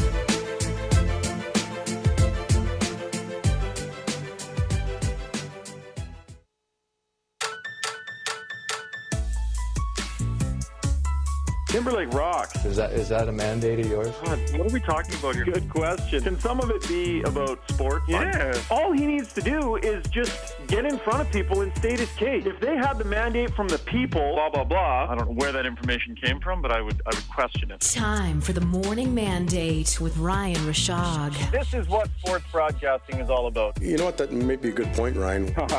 You broke the story, Ryan. Rishaug is one giant 6'2" pile of Charmin. All right, that's good news. That means it is time for the Got Your Back Monday Morning Mandate with Ryan Rishaug. Find the Got Your Back podcast on all of your podcasting platforms. Shaggy, good morning, buddy. How you doing, man? Fantastic, buddy. How you guys? I hear you got a beer. You got a beer now. We're in the early stages of launching a beer with Alley Cat. So we're doing the naming contest for 2 weeks, and then the label design. Feel free to enter the label design contest if you like, Ryan. And then we'll launch the beer on December 1st, buddy. So it should be pretty fun. I'd love to get on board with this whole thing with you guys, and I'll tell you what, I'm willing to if you're willing to completely change directions and do like a fruity seltzer of some sort. That's a little more my. We are locked into the lager. That's how it's going to work. We're going to go down and test a few of them on Wednesday. So yeah, Ryan, do you have any name suggestions early on for the lager that we'll be brewing? Yeah. What do you? Man, lager suggestions. I'm going to need to think about that a little bit. I was looking on the stream though; there were some good ones coming in. I think a few involving Rick Pinter. I saw. Yeah, I saw Pinter's Pint kicking around in there. Pinter's Pint. Yeah, I like that one. Somebody said the Renee smells tastes like cigarettes and shame. Yeah, that'd be a fun one too. That would be all right. Shaggy, let's start. Let's go back to Friday first. The BC Lions did something that nobody's been able to do so far, and that is contain Trey Ford a little bit. What'd you think of the way they played? Yeah, it was good. By the way, Schauger Lager just came in from Doug McAllister. Schauger Lager, that's a good one, buddy. Yeah, well, I think he hadn't seen anything like that before. They were all over him. He was running for his life early on in that game. And it was funny because before the game, he told me, I want to try and be a little bit more patient, and I want to try and hang in a little bit more. Because he felt like he was getting a little predictable. Well, I mean, that game plan was just out the window because he was just running all over the place. They just had a really hard time giving him time and space to breathe. And, that was a very lopsided game, Dusty, as you know, and it was just, the defense hung in there and created some mistakes and kept them in the game. And that's the thing, is that he was able to find his game a little bit. He was able to regroup and he was able to counterpunch, which I like. But he hadn't seen anything like that from what he saw in the first half there. Tommy Gazzola is in the chat and says, Rishaug would want a fruity seltzer. My goodness. You can't be getting chirped by Tommy Gazzola, Shoggy. Facepalm emoji. You got Emoji. to chat with him today when you see him. Was that really a chirp, though? I mean, I'm the one that said it. I said it in self-deprecating fashion. He basically just repeated what I said and went, oh, my goodness. I feel like that wasn't a chirp. That was just Tom trying to chime in. So beat it, Gazzola, or bring better stuff. Just to show that he's here, right? Like, Tommy's like, I'm here, too. I'll see you later today. By the way, and you guys always chirp Tommy, who I watched the game with last night. It was nice to sit and chat with him. You always chirp Tom for being late. We did a podcast last night. Struds was half an hour late. Half an hour late. Now, there was an exchange of text messages where the time was adjusted, but he went completely dark. He sent a note confirming the time, and we were like, well, maybe this time would be better, blah, blah, blah, blah, blah. He completely put his phone away and showed up half an hour late.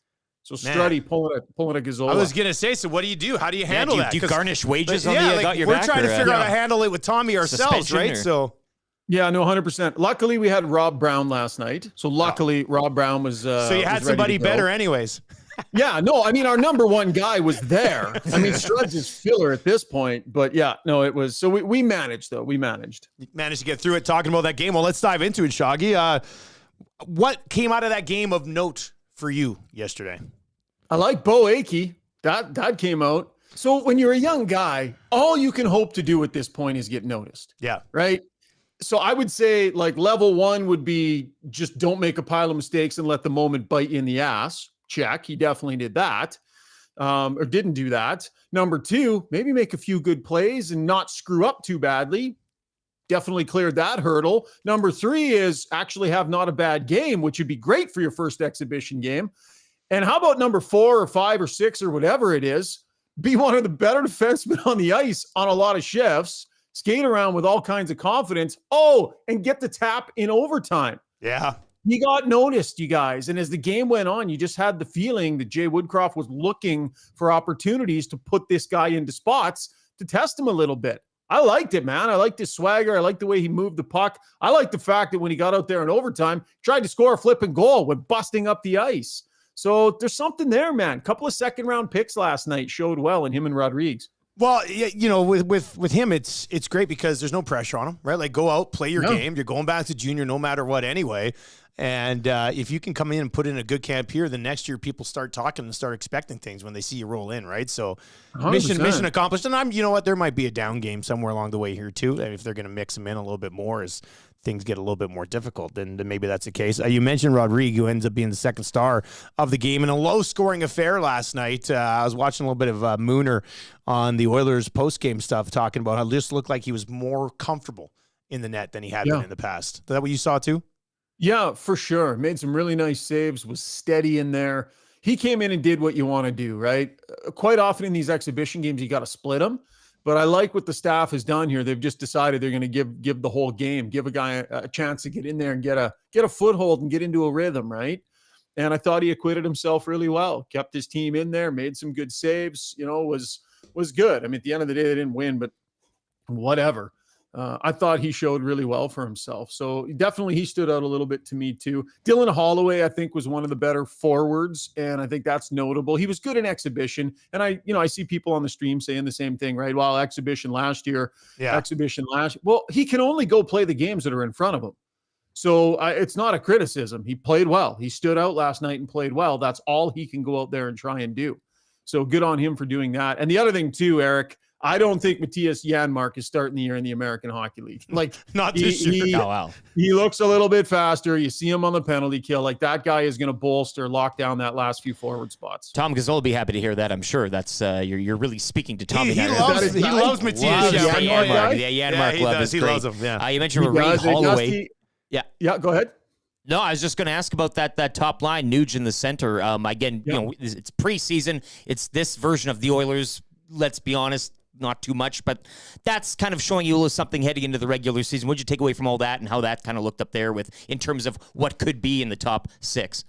Yeah, I mean, it's the first exhibition game, and none of the veterans want to play in it, right? Everybody's like, nope. But you have to dress a certain number. And Woodcroft made the point after the game. Guys could have been like down about having to go, but they weren't, right? So I thought Evander Kane brought good energy. I watched him a little bit in warm up, and no bad body language. They were all up and ready to go, and I think they embraced it. And that is a line that when McDavid and Draisaitl play together, that's a line that you potentially see, right? And McDavid and Draisaitl are going to play together at times this season. What just happened?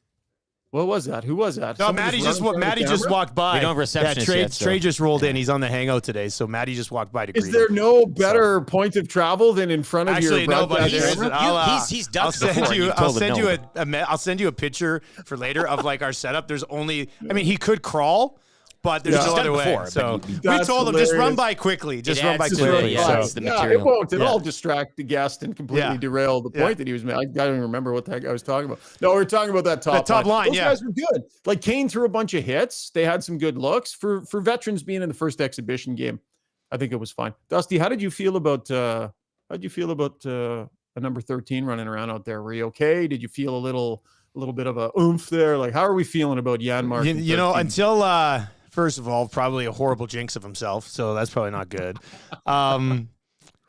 I've been trying to move on, Shaggy. Like I hadn't even thought about it until you brought it up. Yeah, we're not letting you just yet, but it's going to be a little longer. Now, as I can say, chronic hip issues held him up from living up to the potential that I always saw had with him. So yeah, that was a good could have been. Hey, in the battle for a job, basically, with some of the guys who were kind of fighting for maybe that 12 forward spot. Anybody move the needle one way or the other yesterday? So we were keeping an eye on Peterson and Sutter, right? Because I think those are the guys really in that battle for that fourth line center position. And so I like Peterson. I think he moves around decent out there.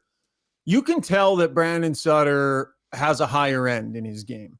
And he has, so, through his National Hockey League career. The real question is, how much of that can he reclaim?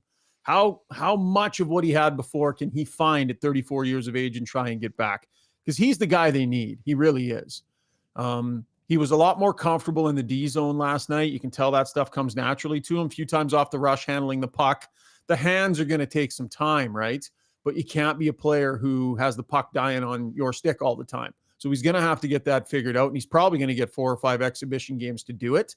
So I would say, they both won a good chunk of their draws. Struds made a good point on the podcast, actually, just a small little thing, but I think they threw him out there to win a draw in overtime. That's what you would use that guy for, and he didn't win that draw. Small thing, but just one of those details where you'd like to see him grab that, right? But again, first game in a couple of years. So I don't know that anybody did anything to dramatically improve their chances. I don't think anyone did anything to hurt themselves. And we'll see how much Sutter can improve game to game here. Shaggy, as always, buddy, really appreciate it, man. Thanks a lot for popping by this morning. Yeah, I love it, guys. Enjoy the show. Have a great day, and we'll see you next week. Yeah, sounds good. There you go. That is the Got Your Back Morning Mandate with Ryan Rishaug. And if you've not yet checked out all the Got Your Back content, he's got a bunch going on, jybpod.com. Let's bang out the Cool Bet hotline of the day. Then we'll come back with the wrap for William Huff. And is Hernan popping by? Is he coming? I can't wait to see Hernan, man. Like, miss that guy. Like, I'm going to give him a huge hug. That's going to be great. I just want him around. Yeah. It's like one of those guys who's just like, dude, know? Listen, we're not going to pay you anything. No, it's just. But come hang out with us. You want to talk. Come hang out with us, especially in the offseason. Yeah. All right. Cool Bet hotline of the day. If you're looking to bet anything on the doubleheader tonight in the National Football League, here's what we got. Eagles -5 on the road against Baker Mayfield and his somewhat surprising Bucks. And then the Rams +2 points on the road against Cincy. I know you went with the Rams earlier on today. Love the Eagles. You love the Eagles? Well, Mike Tanier's fraudulent Bucks, as he coined them. So he did call them the fraudulent Bucks, didn't he? I have time for them, but it's the Eagles. Let me quickly see here. Touchdown scores tonight in that Eagles game. Jalen Hurts +110. Rashad White +138. A.J. Brown. Swift had that huge game. Mike Evans has a couple of touchdowns already this year. Let's go with Hurts. Let's go with Jalen Hurts. Why not? Let's go Jalen Hurts touchdown tonight, +110. That is your Cool Bet hotline of the day. We will dive into this a little bit more on the Lock Shop later on today. with myself and Huss. Pat Gregoire from CoolBet's going to pop by. We'll give you all of our best bets for the Monday Nighter. We'll recap everything that happened.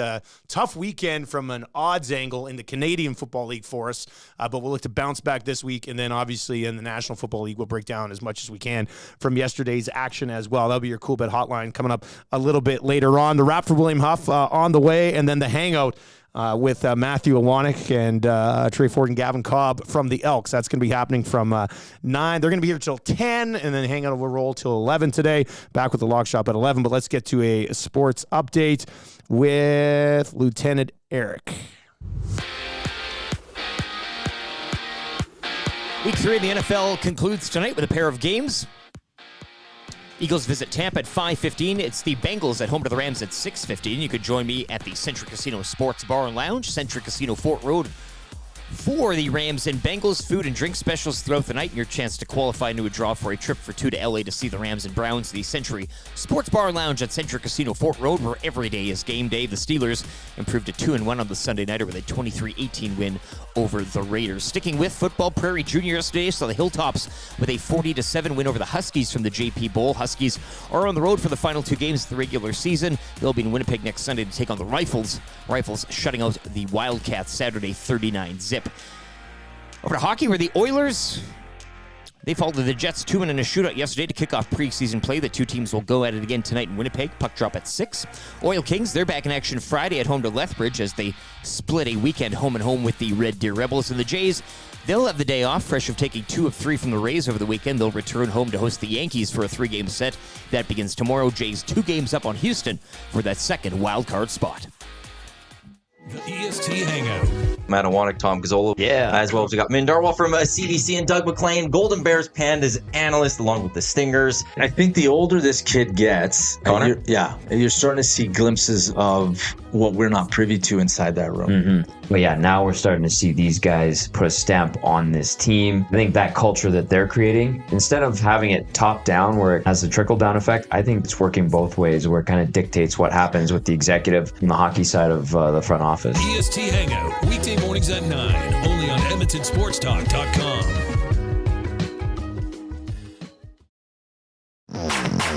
Tom Gazzola and Sean Bell take you on a hot lap around the NHL with Hello Hockey, Saturday mornings at 10, only on Edmonton Sports Talk.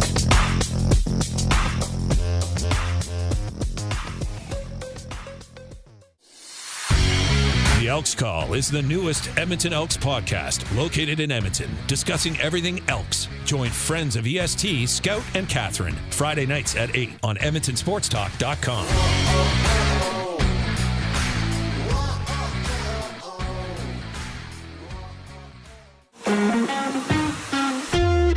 Join friend of EST, Guy Flaming, for The Pipeline Show, Monday nights at 8 and Saturday at noon, as he has you covered with CHL, CJHL, USHL, NAHL, NCAA, and U Sports, plus the World Juniors, Frozen Four, and NHL Draft on EdmontonSportsTalk.com.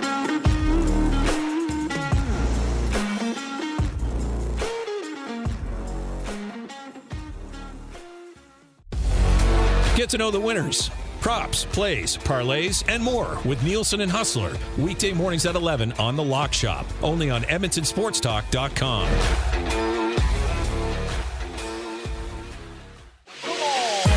Catch up with friends of EST, Andrew, Mike, and Kayla, as they get you in the huddle with the Edmonton Elks on the Turf District. Thursday nights at 8, EdmontonSportsTalk.com.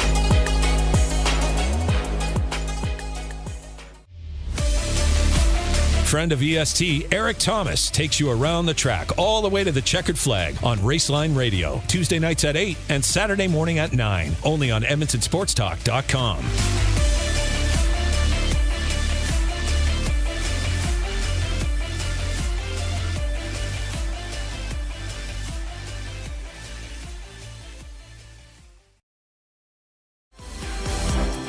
Join Murray McCourt and Curtis Stock for tips and tales from courses around Edmonton and area with the VIP Golf Show, presented by the Tailor Made Performance Center at the Ranch, Sundays at 8:30, only on EdmontonSportsTalk.com.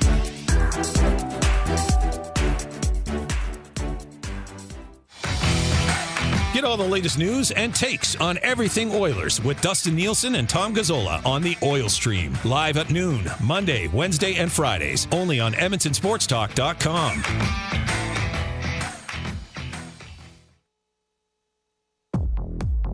The Nielson Show featuring Lieutenant Eric. Only on Edmonton Sports Talk.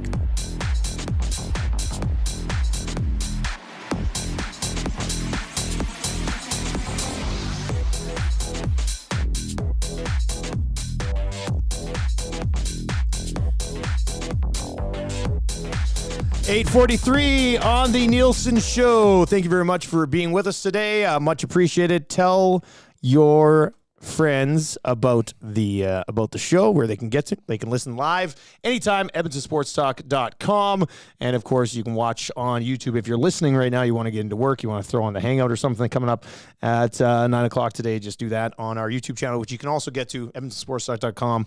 Watch live. Looking for high of around 21 degrees for today, 7 degrees in the Edmonton area right now. And if you're watching on YouTube right now, take your mouse or whatever, hover over top of the video, and you'll see the little button in the middle that says autoplay. Our autoplay right now is on. So enable autoplay on, and when our show wraps, it should transition you right into the Hangout today, which should be a good time. Trey Ford and Gavin Cobb are going to be in on the Hangout for the first hour today, so lots to discuss there as well. Hernan Salas, what's up, buddy? Yeah. God, Hernan, the man in the house. Nansa, what's up, dude? Good to see you, man. Thanks for coming by. Welcome to the new digs. It's more fun than the other place we used to work at. First time, right? First time? It's a good time. Yeah, no, you got to love seeing Hernan in the house. Oh, that gets me fired up, man. I love it. That's great. JL in the Nasty Chat this morning says, when does EST merch become available to purchase? We have another meeting on that today, right? So we got another meeting on that today. So stick around, and we'll get some of these lids and stuff, and everybody can. You'll find out. Yeah. You'll know when it's ready to go. Let us get the beer done, okay? What did we learn on the show today, buddy? Well, that's kind of the big thing. Any Monday show, especially this time of year, I mean, you got lots. I mean, we had sports. We're still digesting everything over the weekend, but kind of on the side note, I mean, yes, the big announcement today, 7:25, was our partnership here with Alley Cat and a lager. Just a lager. We're going to have a lager. Partnering with Alley Cat, who's been around for basically like 30 years. And they've done a great job on a lot of the different beers. So we're teaming up with Sobeys and Alley Cat. And over the next 2 weeks, we're going to be naming our beer. Then we're going to have 2 weeks for all of you to take an attempt at it. And if we actually use your label design, your name will be on the can. You're basically creating the beer. Yeah. You're naming it, you're designing the whole thing. We're just kind of the shell. We're just sort of promoting it. So Alley Cat is brewing it. Sobeys is selling it. We're promoting it. And we're all going to work together to come up with the best lager that we possibly can. And our main goal is to eventually have it sell really well so we can get it into the baseball stadium. Opening day. Let's go. Yeah, I think that would be absolutely amazing. The Wrap today and every day brought to you by our great partners at William Huff. If you like the way our studio looks and you've seen like the Hangout studio and stuff, all that's taken care of. Our lawn signs, everything. Bruce and the team over at William Huff have been awesome helping us out getting started. Since 1972, William Huff has provided industry-leading advertising solutions for thousands of valued clients. And we've had quite a few people, like even some business relationships, who've been like, hey, where'd you get that done? So I've sent them over to Bruce, and yeah. I know you can't all flock here, but even go check them out personally, like their building, because it's a good example of kind of what they do. Yeah. Try finding the door. I want you to go and walk into William Huff and say, is Bruce here? And then Bruce will be in his office. He'll go, oh, I'm here. And then you say to Bruce, you say, I want our entire building wrapped. I'm going to get wrapped. Like imagine wrapping the entire outside of Commonwealth. That'd be incredible. The dream team could do it. A massive, the dream team could do task. It. Yeah. But that would be pretty incredible. So yeah, if you need anything wrapped, taken care of, marketing, whatever, these guys got you taken care of at William Huff. All right, text of the day today. Where do we go for text of the day? Great content. We went the YouTube Trev route. Yeah, we had the CFL Kelsey Swift. That was good angle. too. So I mean, I'm torn on this. Lots of gold here to pick from. Let me give you. You've been kind of monitoring the Kelsey Swift thing. Yeah, and because we're looking for the CFL equivalent all time to Kelsey and Swift, and we've had some really good suggestions. You are also going to win a gift certificate for Text of the Day, and we got these new A&W like travel mugs we've got on set. And I did have a latte for the second day in a row. Yeah, that's quietly we learned that as well. Just flying under the radar. I love it. Huge latte guy now. Big latte no guy, big deal. These are some of the best YouTube Trev ones that came in. YouTube Trev is blown away that Dusty keeps snagging quarters from behind his ear. That's in from Dave the Welder. This is our new guy. If you're just joining us for some reason, YouTube Trev is from Pincher Creek. He's been living in town a bit, but everything just blows his mind. So that's why we're having fun with it today. YouTube Trev is super excited to hopefully get his nose back after Lieutenant Eric took it from him on Friday. That's a good one. YouTube Trev was blown away when he found out ducks have humans inside of them. What do you got for the other one? It's either between the quarter or the nose. Yeah, those are the nose one is out of really all respect good. to the Kelsey Swift things and all that. These two were and again in honor of Trev, who is not here today, but yeah, he's not feeling well so today. I think it's the honorable text of the day here to one of those. Trev came out on Friday night, had the greatest night of his life, and like a young child who like has too much candy, like 3 days later he's still not feeling well. So like a maintenance day. Yeah, no, that's good. He'll hopefully he'll be back tomorrow. But I say wasn't feeling good today. I said you can cut videos from home. So it's 2023. Told him to rest up. Okay, so let's go with that one for text of the day today. YouTube Trev is super excited to hopefully get his nose back after Lieutenant Eric got it. It's staying with me this weekend. Hey, Trev. That is the most amazing thing I've ever seen. You have to, between you and me and Matt, you have to do the quarter thing when he gets back. I got to be right. I got to tomorrow see morning this. when he comes I in. got to see Hey, it. Trev, what's up, man? Or with like a Ritz cracker. You know, my great grandpa was a magician. Sure. The great Haddad or something like that. Oh, he actually he had a name. He had a little. He had a trick where he would make my grandma when she was a child float. It was pretty amazing, and he used to come into our class like for show and tell. I'd bring in my great grandpa, and he would throw a quarter around the room, and then catch it in a bag. It was amazing. Tell Trev that he wouldn't be able to believe it. No. My grandpa was. Trev's like, you guys have kindergarten up here? This is amazing. All right, so congrats to Vance Van Vandervan. You have won text of the day. The great Haddad today. Yeah, it was. And is he HR Daddy's dad then? No, no. Okay, because a the, magician to HR Daddy would be a great. My mom. No, but. Well, don't even bring it up. HR Daddy tries to dabble in magic too. Oh, wow. So we'll get a little bit of that in a couple weeks. That's something else we've labeled now. My father will be known as HR Daddy. On the show. HR Daddy wants you to sign that T1. I'm getting on HR Daddy. I'm going to get an email from him being like, how come Eric hasn't done this yet? God. Let's see here. Some names. Oh, actually, take us through some of those Kelsey Swift things, though, the comparisons, because they were good for a laugh, too. Again, I kind of put it on Twitter, and I'm going to go over the best one. Dave Jameson is relentless in this. Atlanta Miles and Tom Burgess. We got Nelly Furtado, John Cornish, Daron Carter, and Anne Murray. Shania Twain and Chris Getzlaff. Mark Gastineau and Bridget Nielsen. The Matt Dunnigan, Alanis Morissette, a real good one. Matt Dunnigan and Alanis Morissette. But I think the best of them all is Louis Pasaglia and Pam Anderson walking out of BC Place or something like that. And he's got the mustache and the mullet, and she's, that would be really good. Baywatch era, yeah. Oh, man. Give it to me. Let's get to the sound of the day here. Let's drop this for the first time, I think, in Nielsen Show 2.0. So stoked. Like, I don't even, winter's here. This is the first time we've been up. I'm stoked. You stoked? I'm stoked. Just so stoked. Yes. I mean, it came down last night, a good 5 inches? Last night, I think so. Something like that, and a couple feet the day before. And you got a 5-foot base with 5 inches that of freshie right on top. He just substitute winter with hockey. That's what he's done. Pretty much. That's kind of what we got going on there. Hockey's back. Justin is in and says, whoever made that joke about Dusty pulling quarters from behind Trev's ears had me busting a gut this morning. 10 out of 10 text of the day. We actually went with the nose one. The nose they're one. Both good. It's just like creating a lager. You don't need to keep it simple, right? And it's just just good. That's absolutely tremendous. All right, what are you watching tonight? One more request. Okay. This flies in at 780-218-9999. Play the Goonies clip, Eric to Trevor's nose. We can't let that slide without Eric to YouTube Trev's nose. You're going to live with me now. Yeah, I'm going to take care of you. Because I love you. I love you, Joe. I love you, Oh, buddy. Great combo. That's what a combo. Really good. I love that I waited 6 weeks to play that clip. I was like, this is it. This is the clip for the new show. And it's really picking up It steam. be banging. It's really picking up steam. It's really, really exciting. What are you watching tonight, buddy? What do we got on the go Yes, here? well, another doubleheader on NFL Prime Time tonight. Join this guy. Join me tonight. Join Trevor as well, our big Rams fan. You should be out tonight parading around. But Eagles Buccaneers from 5:15, Rams Bengals from 6:15. Of course, the doubleheader. I'll be there for the Rams Bengals, setting things up for EdmontonSportsTalk.com. I'm going to the Loaded Burger Challenge or special tonight at the Century Sports Bar and Lounge at Century Casino Fort Road. It's not a challenge. You can make it a challenge if you like. They got a lot of variety of sides, fries, salad, whatever. We'll be doing the free square board and your chance to get into your trip for 2 to LA to catch the Rams and Browns. So Century Sports Bar and Lounge at the Century Casino Fort Road tonight. Be there. It's the Rams and the Bengals and Eagles and Buccaneers. Mark it on your calendar. October 5th. That's not this Thursday. It's next Thursday. Our whole EST crew will be out there. Kind of just sort of like a soft launch, really. Like maybe let's HR get Daddy the as crew well. out We're there. going to have the business side of he's gonna things. be in town. We'll see how that doing goes. magic tricks. Set him having large nachos, are we?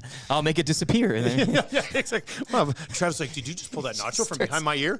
This is unbelievable. Taking people's foods and drinks. Could end up being pretty good. But mark it down. October 5th. Join all of us at the we're going to have some promotion of it on socials and stuff like that as well. But I know they're excited to have us there. I'm excited to get out and check it out on a Thursday night as well. Should be a pretty good time. All right. We have the hangout coming up next. Gavin Cobb, Trey Ford from the Edmonton Elks will join Maddie Owanek in studio for the first hour of the hangout. In the second hour of the hangout, I think it'll be just a bunch of us sitting around BSing. So that'll be pretty good. I'll help you boys too. Yeah. We can talk about this this not a merger, but maybe our champion playing your champion. In you and me in like not yet. Nothing's. I just gotta play the game. You know? I'm gonna win week by week. I'm ready to go. We'd have to drop a spot, right? Because we got the Superflex spot, so we'd have to eliminate a spot. Well, it depends to come which down, fields you play on, down right? to your that's we had to flip a coin. You guys would have to add a Superflex, or we'd have to miss out on a Superflex. I don't know. It's something to Maddie doesn't seem to be up for it anyway. I told the guys it's not going to happen, but maybe I can convince you. Who knows? No, maybe a little bit. Okay, probably not. I think Maddie's done. All with right, the season for Matthew Owanek and Lieutenant Eric, I'm Dustin Nielsen. The hangout coming around in just a matter of moments. Have that autoplay on when our show ends. It should transition right into the hangout, and we'll be back tomorrow morning getting you ready for another week in the Canadian Football League. Oilers preseason tonight. Yep. On the road against the Jets. We'll be breaking that bad boy down as well tomorrow right here on The Nielsen Show. The Lock Shop. I'm a Minshew guy. I think Minshew, like at least right now in these games, actually probably makes them a little bit more competitive